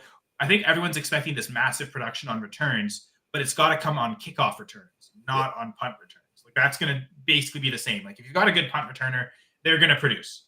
But the idea is, I think where you really exploit it is on the kick returner. So I have all the starting kick returners at least listed out. And when it gets to the late, like the mid receiver points, that's where I'm going to want to go and target some of these receivers. And I'm going to cross-reference and see, okay, which ones are also returners. Shaheed is a perfect example. The one that I'm kind of been holding on to, I almost don't want to reveal it because I think this might be an awesome pick. So I think he will be second on the team in targets. They took a 2nd round rookie, but I don't think he's quite ready to come in and usurp him because he himself was a 2nd rounder last year, or I guess a 3rd rounder. But I like Josh Downs. I think he earned a 17.9% target share last year. I could see it dropping, but still in the 16% range, which I think is pretty good. Right now, Josh Downs is listed on our lads as the Colts starting kick return. Yeah, so and I know especially in this scoring format, Josh Downs could really smash. He's someone that's going so late that it lets you build through the other positions. Target a Shaheed, a Josh Downs. I'm almost going to want to build a team through kick returner and receivers and just have them to the point where I'm playing them every week because you never really know when the returns are going to happen. So if you're going to take guys like that, you have to just use all the flex spots and play them as much as you can, as opposed to trying to pick the matchups.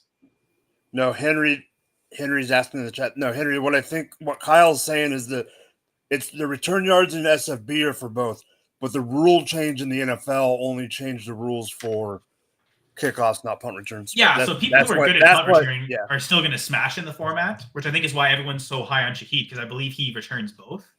But where we're really seeing the difference is, like, I look through, typically most years you'll see just as many defensive players as returners as you will offensive players. I went through all 32 teams. There are only 2 teams right now whose starting kick returner isn't an offensive skill player. The Eagles and the Packers. Because the Packers, while Jaden Reed is their main punt returner, Keyshawn Nixon has shown to be their primary kickoff returner, and I honestly expect him to return a lot of punts too. In fact, I don't see Reed returning punts that often, especially if they're going to target him more this year. But where I think we're going to really see the difference in how teams operate is on the kick return, because what I've noticed a lot is, like, this was one that I saw it and it almost didn't make sense to me. Washington is listing Chris Rodriguez as their starting kickoff returner. I saw that. And I think back to last year, my tape evaluations on the rookie class. Rodriguez had the lowest burst score, not an explosive speed guy at all, not someone you'd think for returns. But the way Washington is viewing kickoff returns this year, this is going to be a lot of guys needing to break tackles, guys that can you just gain us solid yards, play in, play out, kind of like a running back does. So let's put our 3rd string running back as our kick returner. So it's not about speed explosiveness in their mind.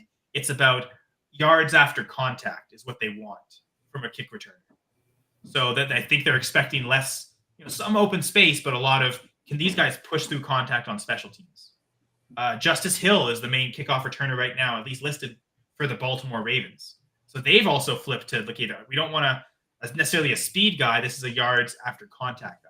So it's just the way kickoffs are really going to change. That's where I think the exploit is going to happen. Yards after contact. One of my favorite guys on the Bears. Who's listed as theirs? Velus Jones Jr. Yeah, Velus Jones. It's not Roshan. Okay, never mind. No, that would be a good one.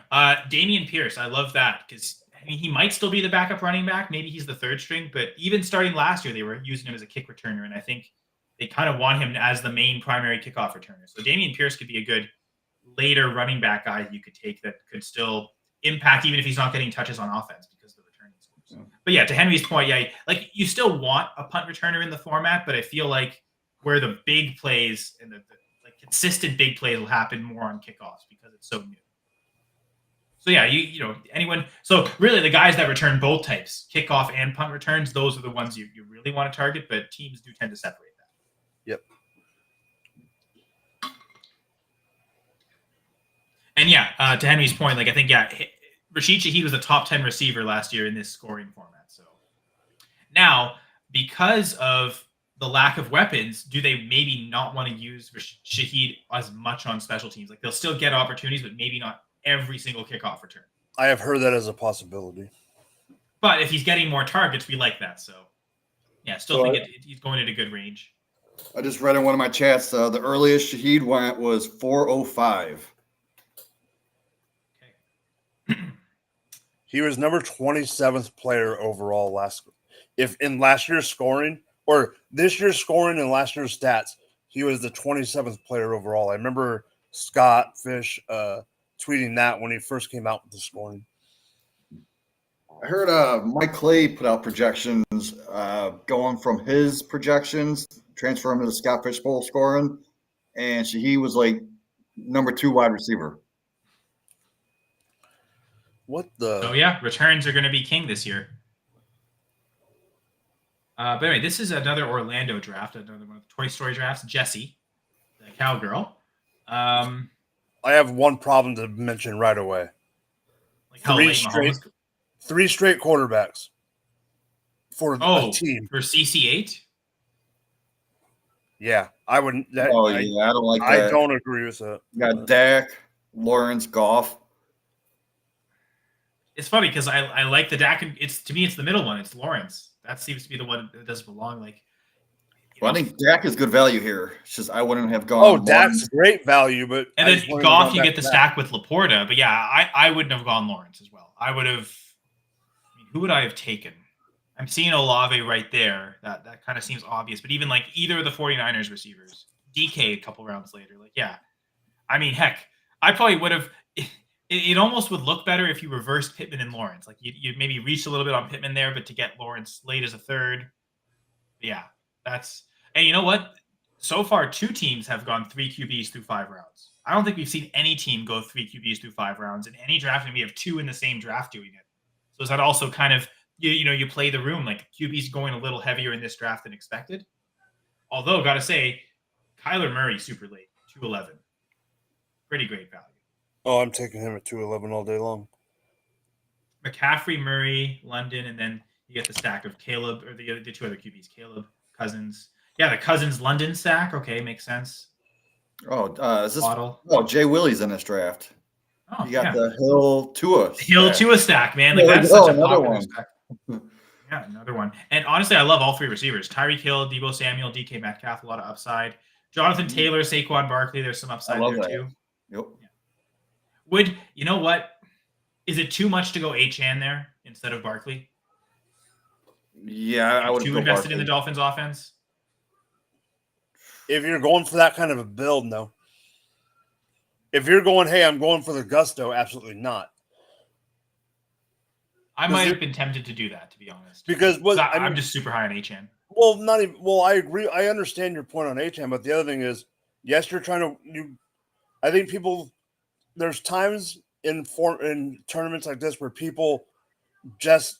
I mean, you want to have fun and you want to win. All that. We want to beat your division, blah blah blah. But if you really want to go far, you can't just think that you're only competing against the 12 in your division. Mhm. And that's where I'm saying, where like some people that have like both minds, like the three of us, and especially like you, Jamie, where you have the best ball mind and the season long, where you can throw that out and go, okay, I am going to do a stack and do the 2 A chain. So if I don't win my division, if you're not going to win, you're not going to win. But if you're going to have a chance to get in the playoffs or whatever, you might as well go for it. Go big or go home, right? Yeah. And that's where the same argument, not to keep bringing it up, but I think that's the same argument, Kyle, where you were talking about doing the whole who cares about week 14 and taking Lamar and Andrews and Daniels. It's the same And Joe thing, Mixon, but on a and really different- just pushing the Yeah. week 14 buys. And It's the same thing on a different level. Just get all your points scored up to that point, and then your average will help carry you through to that 1 week where you're missing a lot of players. But yeah, I love Jay Willie's draft. Like, yeah, again, I'm Achane over Saquon, but like I love the team build, the structure. Let's see what happens with that second QB. Probably not necessarily expecting everyone to go 3 QBs so much all of a sudden. Yeah, you see the second spot. I see what he was trying to do. He got the London, and I think he was trying to get Pitts with his next one. Maybe, and then maybe just missed. Yeah, the 2-2. Missed Yeah, out on Pitts, but then he went Cousins. And then I they would might have not been thinking, like you, like, okay, Etienne isn't, or Ingram, sorry, isn't worth it to go with that tight end. So let me just get my second QB. But not also wanting to go with Cousins there. I think okay, it's still over Caleb though. I see so many picks I would rather have. Oh, I mean, the very next in redraft, I'm taking Brock Purdy over Caleb easily, especially knowing you have McCaffrey already. And Jaden Daniels. Jaden Daniels 406. Oh my just what? No way. Yeah. Holy Viking crap. David just conquering the league, getting a Vikings player for the homer pick, and then getting Richardson, Jefferson, Harrison, Daniels, Ken Walker is the RB1, and then Stephon Diggs. I love that team. Yeah. I mean, I probably would have went someone besides Walker.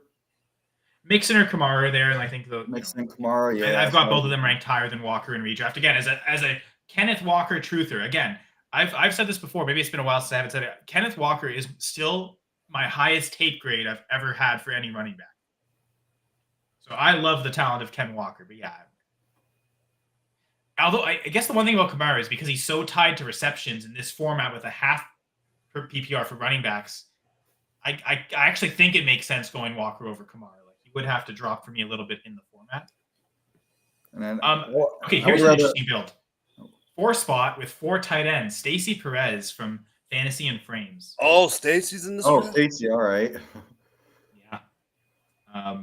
That's interesting. McBride, Kincaid, Ferguson, and Bowers. And she's got a Stroud Collins stack. Very interesting build. Going with this for sure 0 RB. At this point, she's the only team in the league without a running back. And then maybe with the last pick, I could see her taking the Steelers guy, Darnell Washington. She's like the only person that I've ever heard talk about him in a good way. Well, before the draft, we loved Darnell. I love Darnell Washington. I was talking about him as he's the tight end 1 of the draft, pre-draft, because of the just freak athlete he was. So did she? Then he got 3rd round capital on the Steelers with Kenny Pickett as his quarterback, and it was like, okay, he's dead. I don't want any of them. Did He's she, not take Russell Wilson, Ferguson, so did she take Ferguson before Pitts went off the board? no. Okay. No, Pitts went, then she took Ferguson. Kind of a bit of a run at tight ends there. I would have took Ingram over Ferguson. I would have taken Ingram over Ferguson. Yeah. I'm a huge Ferguson fan, especially in the format, knowing receptions matter so much, and he's the guy that's just the lead tight end in Dallas is just constantly getting targets. But I also would have taken Ingram over Ferguson. I think they're 1 spot apart in my rankings. I've got Ingram at 8, or Ingram at 7, Ferguson at 8. But I trust Ingram getting that 20% target share, which he showed last year with I think it was like 23.6% target share. You can get enough targets like that as a tight end, you're probably going to win with enough catches. So, yeah, I also would have gone Ingram. Now, is there, again, bye-week considerations? Now, I guess you've got 4 tight ends, so does it really matter? But Kincaid and Ingram being on the same bye, is that enough hesitation to avoid that? No, I'm not with that. No. Not with One the spot in my star. rankings, maybe, but I think it's more than it's one spotted because it does kind of feel to me like a tier break. Like the break is after Ingram and before Ferguson. So no, I also would have gone Ingram. But hey, I mean the 4 tight end build, like that's you talk about bully tight end, you just bullied the whole league.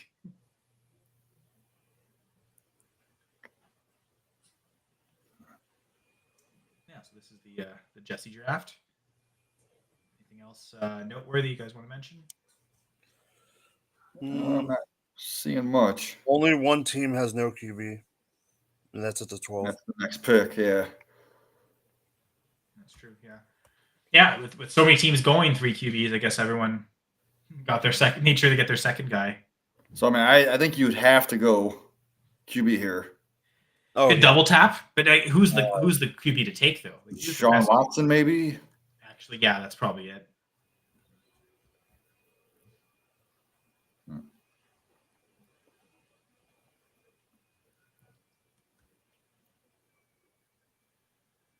I think Watson and Stroud, or sorry, Watson Stafford are my next 2 highest guys. I mean, I think it's too early for Derek Carr, but knowing you've got the Olave, do you go Derek Carr in the 8-9 turn? Not me. No, I wouldn't. Fair enough.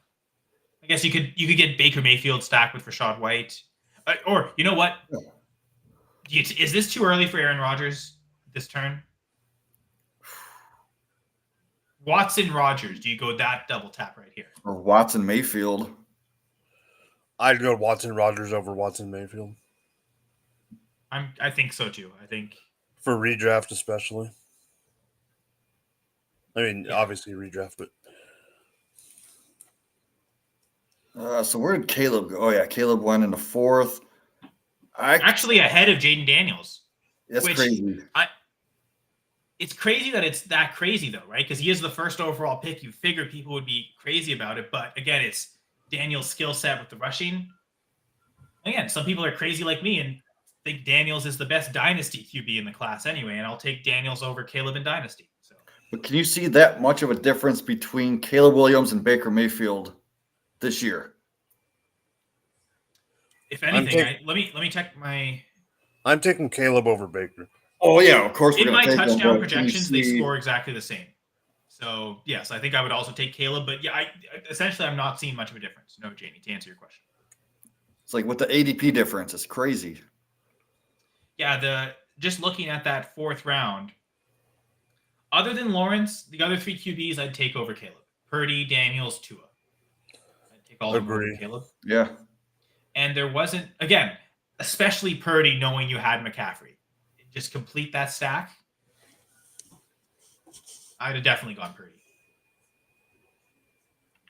Heck, Herbert. I easily go Herbert over Caleb Williams. Yeah.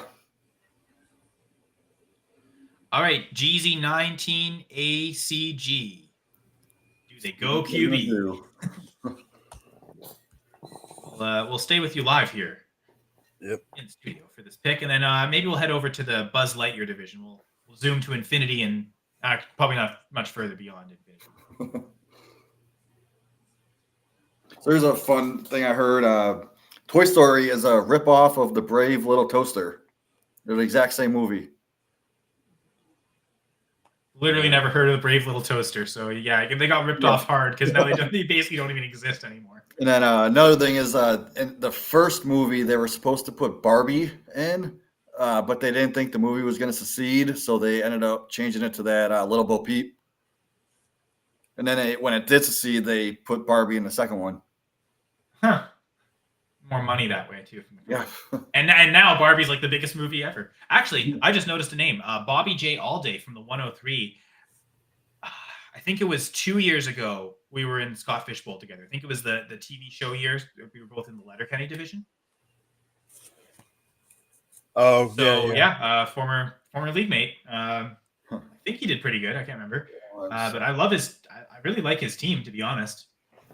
I other than Kyron, I just realized he took Kyron in the second. Okay, that's a bad pick, but other than that, I love all the rest of his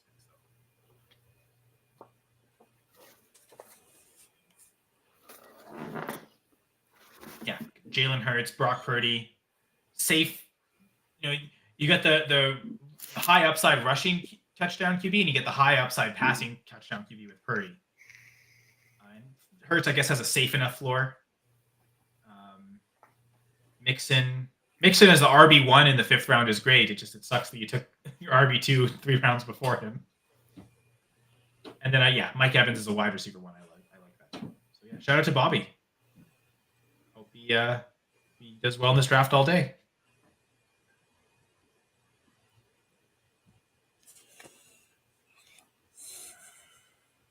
I was going to say team 8. At first I thought, oh, it's the full AFC West stack with Mahomes, Kelsey, Adams, and then Jacobs. And I just realized, oh, wait, no, we do live in the reality where the Packers cut Aaron Jones just to go sign Josh Jacobs. Yeah. You had to bring that up. I hate living in that reality. Jones, can we have Jones on the Packers, please? Well, honest truth, my other reality that I can't stand is Jamie knows that my number 1 RB pre-draft was no other than Marshawn Lloyd. And I didn't want him. I like Marshawn. I like him for the Packers. I just don't like the fact that he's sharing a backfield. They're too similar to me. Well, they're not similar in the sense that Josh Jacobs actually has a receiving profile coming in from college. Yeah. So we know he's a good pass catching back, where they're really hoping that from Lloyd. So yeah, I also didn't like the pick as just an objective Packers fan. Yeah. When Blake Watson was an undrafted free agent, did you really have to spend a 3rd round pick on a running back? That's just my only thing. I just, for a team that I think didn't address arguably their biggest need in the draft, which is defensive line depth. Kenny Clark's amazing, but they have struggled to find a second good player next to Kenny Clark. And they didn't draft a single defensive lineman. You tell me there was no one there in the 3rd that you just had to waste a pick on the running back. So yeah, I also don't like it. I hate everything the Packers have done at running back this year. Just not even from a fantasy perspective, just from a Packers fan perspective. From a fan base, wanting the Packers to win a Super Bowl, I hate everything they did at running back this year. I love every other move. Like, I love getting Xavier McKinney. That was amazing. But all this for Josh Jacobs, like, you're getting rid of one of your leaders on your offense. Honestly, probably your biggest leader on your offense, and Aaron Jones, who you know has pass catching chemistry with Jordan Love, all just to get a better interior plotting running back. That, like, does that really impact wins that much? Whatever the hell you're going to get Josh Jacobs to do, you could have A.J. Dillon do that role. Not as effectively, obviously, but is the thing that Josh Jacobs does best. Does that really help you win football games? I don't think so. So I hate it. But yeah. What you going to do? Well, you know what you're going to do? You're going to draft Aaron Jones super late because he's going to such a value. He's definitely going late. So Julia brought up a question. Where do we have our Scott Fishbowl rankings? I don't know about you guys, but I just did my redraft rankings for normal redraft yesterday. Like, I finally got that published, so I have not had time to rank Scott Fishbowl. But Julia, if you want more than rankings, I would say go to the goingfor2.com and the ADP articles. Those are probably and those are the ADP pulled from the mock drafts. Yeah, no, that's not just one person's ranking. That's like the consensus, the group think. I think that's almost more useful than rankings. And I never publish mine, but I always like do it on my computer. Then I print them out, so I have all my rankings right here on paper. Yep. I could always send them to you if you want. So if you want screenshots, Julie, or camera phone pictures of ranks on papers, DM Jamie at Jamie Perot. Or, you know, you're in the Discord too, Julia, so you can just. Yeah, we message each other. Oh, here we go. Crazy. Oh, yeah. Hey, you know what we called it? We called it Deshaun Watson pick, right? And I think you called it too, Jamie, with Baker Mayfield going the Rashad White Baker stack. Yeah, I don't mind that. All right. Well, now everyone has a QB in this draft, so we can leave it in peace knowing it's safe. But yeah, there we go. We called the double QB tab. I said Watson Rodgers to be fair, but yeah, Watson Mayfield makes sense too. All right. Buzz Lightyear draft. To infinity and some other place. A little bit further than that. Directionally. All right. Oh, yeah. This is. Oh, yeah. We checked on this early because this was the Anthony Richardson at 101 draft. Bet there was a big buzz in the room when that happened for Buzz Lightyear. Oh yeah. Daniel Jones is his QB2, baby. No, Russell Wilson's his QB2. True. True. No, you're right. Only 2 wide receivers at this point as well. Neighbors and Christian Watson. So they're really, and 3 tight ends. So they're really taking like the fade wide receiver thing pretty seriously. And let's get 2 high upside guys, Neighbors and Watson. Kittle Ferguson, not the only time we've seen that combo. Again, the complementary skill set, the high floor, the high floor tight end with Ferguson. And I still think George Kittle has the most weekly upside of any tight end. Because, like, Mike, you'll remember this game a couple years ago. When Travis Kelce scores 3 or 4 touchdowns, he could do it on 29 yards, which is amazing because it's 4 touchdowns. When Kittle goes for 3 touchdowns, though, he's usually doing 150 yards. Yeah, so, it's like 100, yeah. He's got this just like consistent big playability that really no other tight end has other than Jonnu Smith. But guess what? Jonnu Smith isn't getting near the targets that Kittle is. So he can more regularly hit these just massive upside weeks. So you complement that well with a super safe, like a Ferguson or an Ingram would be really good compliments to Kittle in that regard.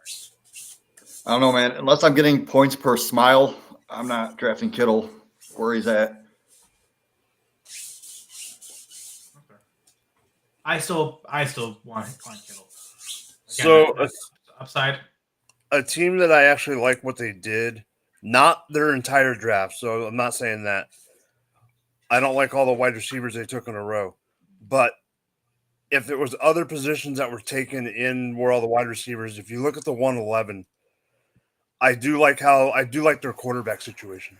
Like I do like Love and Watson late, yeah. Bijan, Jefferson, Love. That's a pretty good start, yeah. I can see that. I noticed the beep, and I noticed we've got somebody. Yep. So Gary Zam joining us live from Kansas City. Gary, can you hear us? Hey, hold on, guys. This is pretty loud here. Okay, yeah, we'll be right here. Okay, well, here I'll go back to the draft again. Just so I'll pull him up when he's ready. Yeah. So anything noteworthy, Jamie, that you wanted to bring up about this draft? Hold on. Can't really see. I'm on my phone looking at us. Oh, okay, yeah. The smaller screen look on the smaller screen, yeah. I guess. I did notice. Was it the Mims and Shakur going after those kickoff returns? Let's see. 2 spot. Oh yeah. Oh right. Yeah. Yeah. I thought that was a smart move. Another team that maybe faded receiver a little bit. Didn't take a receiver till the 6th round. And I like all of his running backs all 3 of those. Echo, Walker, Aaron Jones, and then Josh Allen, Jaden Daniels. I don't know if we've already talked about that or if we've seen that start before, but definitely upside.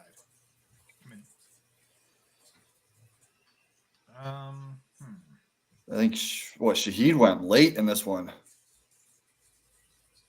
Where'd he go? Is he gone yet? Yeah. I see him. Yeah. 903. Yeah.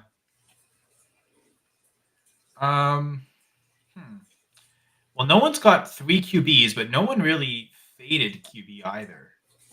I'm looking here. Who's the latest to take their first QB? I guess it was the 105, going Goff as their QB1 in the 5th round. I don't mind that. No, would have still have stacking opportunities with him later. But because they did get the Geno Smith DK Metcalf stack. I do love that a lot. Oh, yeah, I think we talked about this team at the start. We really didn't like the start of Lamb, Kelce, Williams without a QB. Yeah. So I guess we still don't like the Kyron Williams pick, but oh my God, because Jahmyr Gibbs would have been perfect there because then you would have had the stack with Goff. Yeah. So that's a huge mistake. Would have loved that team. I mean, the spoils go to 104 because they get Gibbs with McCaffrey. That's pretty interesting. Gary's ready. I'm bringing him up right now. Oh, you got him. Hey, Gary. Oh, now we can't hear. Now you're on mute. You're on mute. How about now? Yeah. All right, awesome. How you guys doing?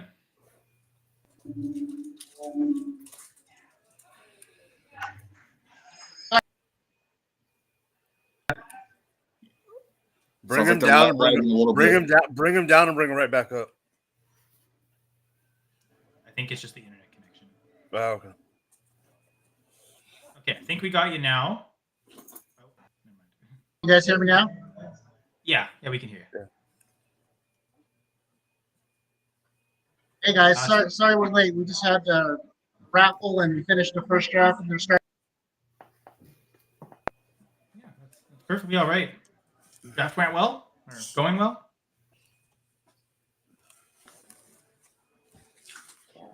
I think the connection's a little I'm having a off. hard time hearing you. This met him today, and he actually won one of the big raffle prizes at the whole football ring or a Super Bowl ring or something. Oh, sweet! Congrats! That looks Sweet. awesome. Have you guys heard from everybody else yet? Yeah, we weren't able to get the Orlando check-in, but yeah, we heard from the other two draft spots, and everyone seems to be having a fun time, which is the most important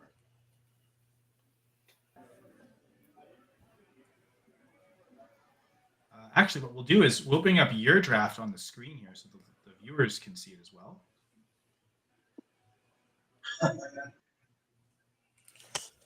You guys able to hear us? Yeah. Yeah. Oh, okay, cool. There's Gary. Yeah, 108 with Anthony Richardson. Nice start. I don't know if you heard the rumors. I feel good about my pick. I look feedback or whatever you got. Criticism. Antonio gave it all of it. It looks like they have Chamlin.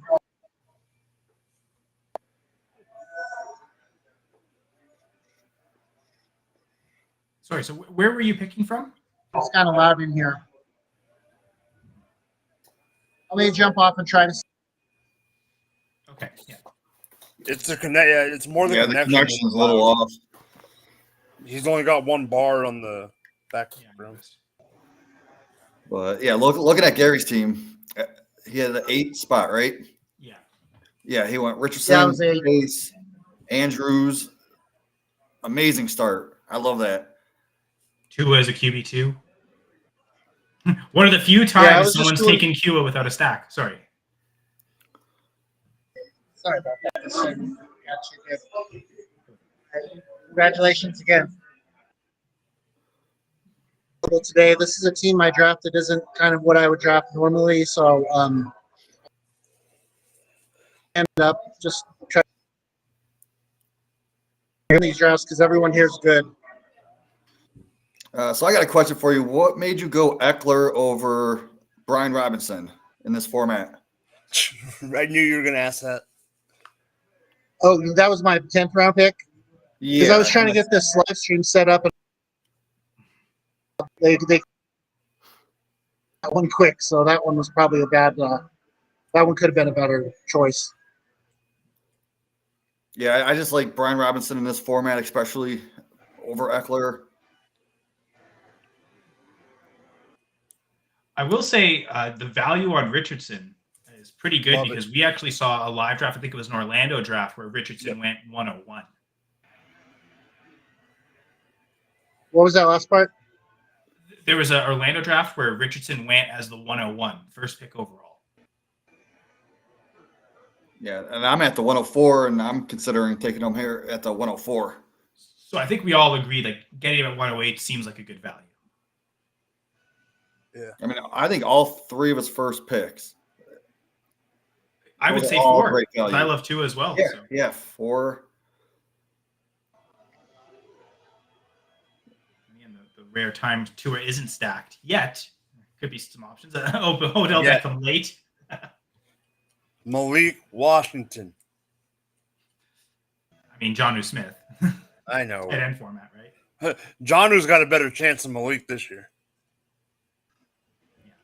Yeah, I think John is I got him ranked as a top 24 tight end. So.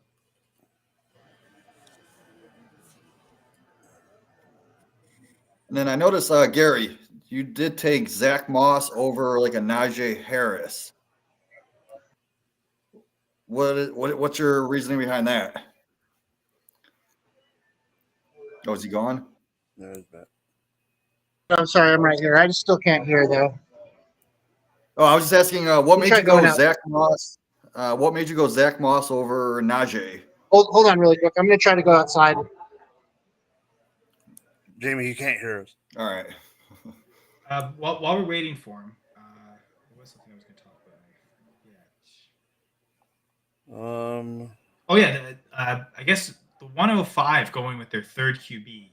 They were the first one to get their third, Russell Wilson. I mean, that's a good third QB to have. Yeah, 9th round. I guess that feels like the range he should be going. Dalton Schultz is the first tight end in the 7th round.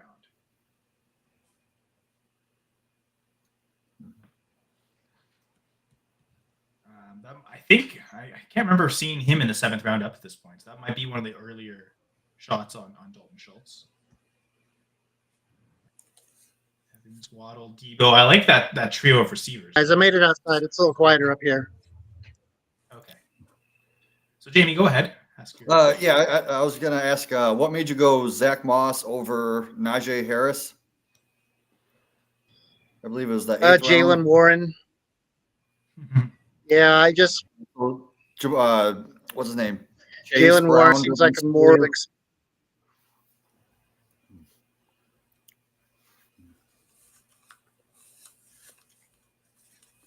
Warren being more explosive, yeah. was a Sorry, go ahead. Go ahead, Gary. Oh, I was passed on Najee. I mean, he was in my queue. I just he's splitting with Warren, and I kind of like. I'm not sure if he's still available, but I was hoping to kind of pick him up on the, in the still if he's still around. And Zach Moss, as far as I know, he doesn't really have as much competition. Could be wrong when it all kind of shakes out, but that's kind of that's what it seemed like in the moment. So you were saying you're hoping Warren's still available? Is that what you said? Yeah. I haven't looked at the draft board since we stopped. 'Cause we're doing 4. Okay, yeah. I think they're doing 2 and 2, yeah. Funny enough, the team that took Najee took Warren in the next round. Okay, well there we go. So yeah. Yeah, I don't know. It was just a gut call for me at the time. I know. Yeah, looks like I missed both of those guys. So we have a question from the chat for you, Gary. Just let us know about James Cook's ceiling this year. Julie is asking. And yeah, because you obviously took James Cook here as your RB1. So James. Latavius Murray's gone this year, and there's one other guy they have back there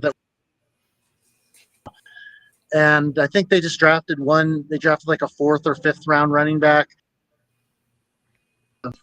of carries that he, coming to him, just a good receiver. I know in this scoring format, it's like 0.25 for every.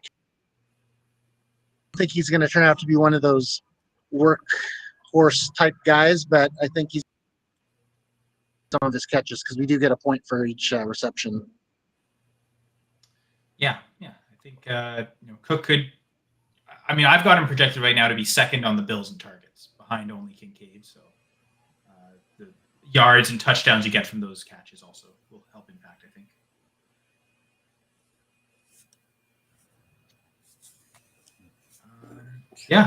Does anyone have any other questions for Gary about his pick? Oh, actually, Julia has another question for Gary. So when you took Tua, were you thinking of trying to stack with Waddle late? Or I don't know if you want to reveal this, but are you thinking of going even later with stacks on Tua? Later with who? Waddle to start, but then now that Waddle's obviously gone, that didn't happen. Are you considering taking him like a Jonnu Smith later, or even Beckham? Yeah, I definitely have Jonnu on my radar. Tight ends kind of went fast in this draft. So I didn't feel like I had to push on anything else, but he would be a good flyer late. on the board was Tua, Caleb Williams, I think, and maybe somebody else I can remember. But Jaden what's down to me Daniels. was between Caleb and Tua. And he's been back there that has two, well, I guess Caleb has a lot of good receivers, which is a guy who's been there for a little bit. And so that's why I went. Well, you took the right guy over Caleb. So. All right. Well, I mean, I've got Jaden Daniels ahead of Caleb, but Daniels' risk is that he's a week 14 guy, and you've already got Andrews and Richardson on week 14. So, from a quarterback perspective, I think Tua made the most sense there. Hands down. So I got one more question. Later in your draft, are you willing to take the rookie running back from the Dolphins? What's his name? Jaden Wright? Jalen Wright, yeah. I love that guy. Yeah, I mean, if he's around, I might.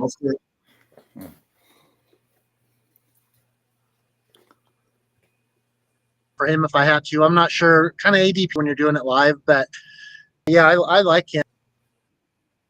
Like with Arcane and Mostert, but he just seems like one of those guys that could, if you got a chance to get in there, up a little bit. So yeah, I definitely like him as a late run player. All right, awesome. I see you're 2 picks away. So I guess with the draft, you probably want to head back inside. So thanks for the check-in, and you can stay with us if you want. But if you feel the need to go draft, and don't on our account, stick around. Here, I'm actually on the patio right now, and there's a bunch of traffic going by. So it's I didn't think live and learn on that one. Thanks for having me on and let me represent go draft. Well, thank you, Gary. Thanks for giving us this check-in and some insight and answering all our questions. Appreciate giving your time, and good luck with Right the on, rest guys. of the draft. See ya. All right, thank you, Gary. Appreciate it. Bye-bye. Okay, so I'm going to give us a hard out here at 4:15, so that's 3 minutes left. So what do you always want to do with the last 3 minutes? Just stick around on this draft? You want to look at any other Go to drafts? the other go to the other KC one. Right, yeah, the other KC one that started. Good The point. one that Good point. the one that Heath had no QBs when we left last. Oh, right, Uncle Rico. Or I thought didn't he just take his 2? He took Russell Wilson. Or and he Daniels. did right when we. Yeah, I think that might actually have been one a thing. different league. Let's see. So we've got 2 Yeah, you're other right. KC drafts that have just started. It looks like the Iceman draft is now in the 3rd, and the War Machine is also in the 3rd. So here, I'll start with the War Machine. We're in the War Room, and we'll go from there. Okay, another Christian McCaffrey 101, followed by 4 straight QBs. Saquon Barkley at 107. That seems like it's early. Like I don't think he's even been in the first round No. yet, right? No, that's the first. Yeah. And Interesting. no, And only- no QB. Yeah, that you're gonna say what I was thinking. Only 4 QBs in the first round. Only and there's still 4 teams without a QB through 2 rounds. Wow. McCaffrey Burrow, that's a great start, I gotta say. Just lock down those 2 from the 101 spot. Henry at 211. That might be the seem a earliest. little early. No, but I'm just saying you mentioned how Barkley was early. I think the running backs are pushing. This is a draft that the running backs are being pushed up. That's a good point, Mike. Yeah. Through that. Kelsey Laporta McBride. Interesting that the Lamar Jackson manager from 104 didn't take Mark Andrews, but Andrews is still on the board. They went McBride. I think that's the second time we've seen that today. Yeah, people just not going for the stack. Maybe thinking I'd rather stack with Zay Flowers later. I guess interesting picks at the last 2 picks: Jefferson, Richardson, Wilson, and then Chase, Murray, Puka. I don't like those second round QBs with elite receivers on either end. I gotta say, I love the 110 what they did. Breece Hall, Jonathan Taylor, let's smash 2 running backs, and then they still managed to get a QB with Jordan Love. And the way QBs are falling, they'll still be able to get a good one in the 4th. Yeah, he definitely got lucky with these quarterbacks not Dude, going. that was QB 8. You got QB 8 at 303. But I also think luck to a certain extent, Janie, but also when you get to that pick at 203 and you've seen there's only been 6 QBs off the board so far. You can I push can it. and knowing it's third round reversal, you're not having to wait for almost 2 full rounds. I think it's I mean, look smart where way to Stroud play the went. board, thinking. I mean, really, only 2 other QBs went after. So yeah, like there could have been a QB run for sure, but yeah, playing the board. Stroud went at 207. Like, yeah, Stroud at 207 next to Bijan, and then I'll do one last look in at the other KC draft, and I think we're gonna head out of here now. Yeah. Josh Allen at the 101 in this case. Nothing overly shocking in the first round. Burrow at 201. This is, I think, the closest he's got. We still haven't seen Burrow in the first round at all. And to go get Chase and Burrow at the end of the first, at that turn, I think that's a fantastic start there too. Mahomes Laporta is Mahomes Laporta love. I love that. Yeah. Oh, CD Lamb, Dak Prescott, and then Jaden Daniels. I also really like that from the 106 spot. Really get that stack. There's 3 different Chiefs fans in this draft. Oh, you know what? It's the KC draft. No, of course. Kyle. Wow, Yes, so many Chiefs fans. Oh, I so did it bring was, this up earlier. it was the Danny Bateman division at the Washington, D.C. Live that took Rashid at 405. Yep. Anything to comment about this draft, Jamie? Hold on, let me look at it real quick.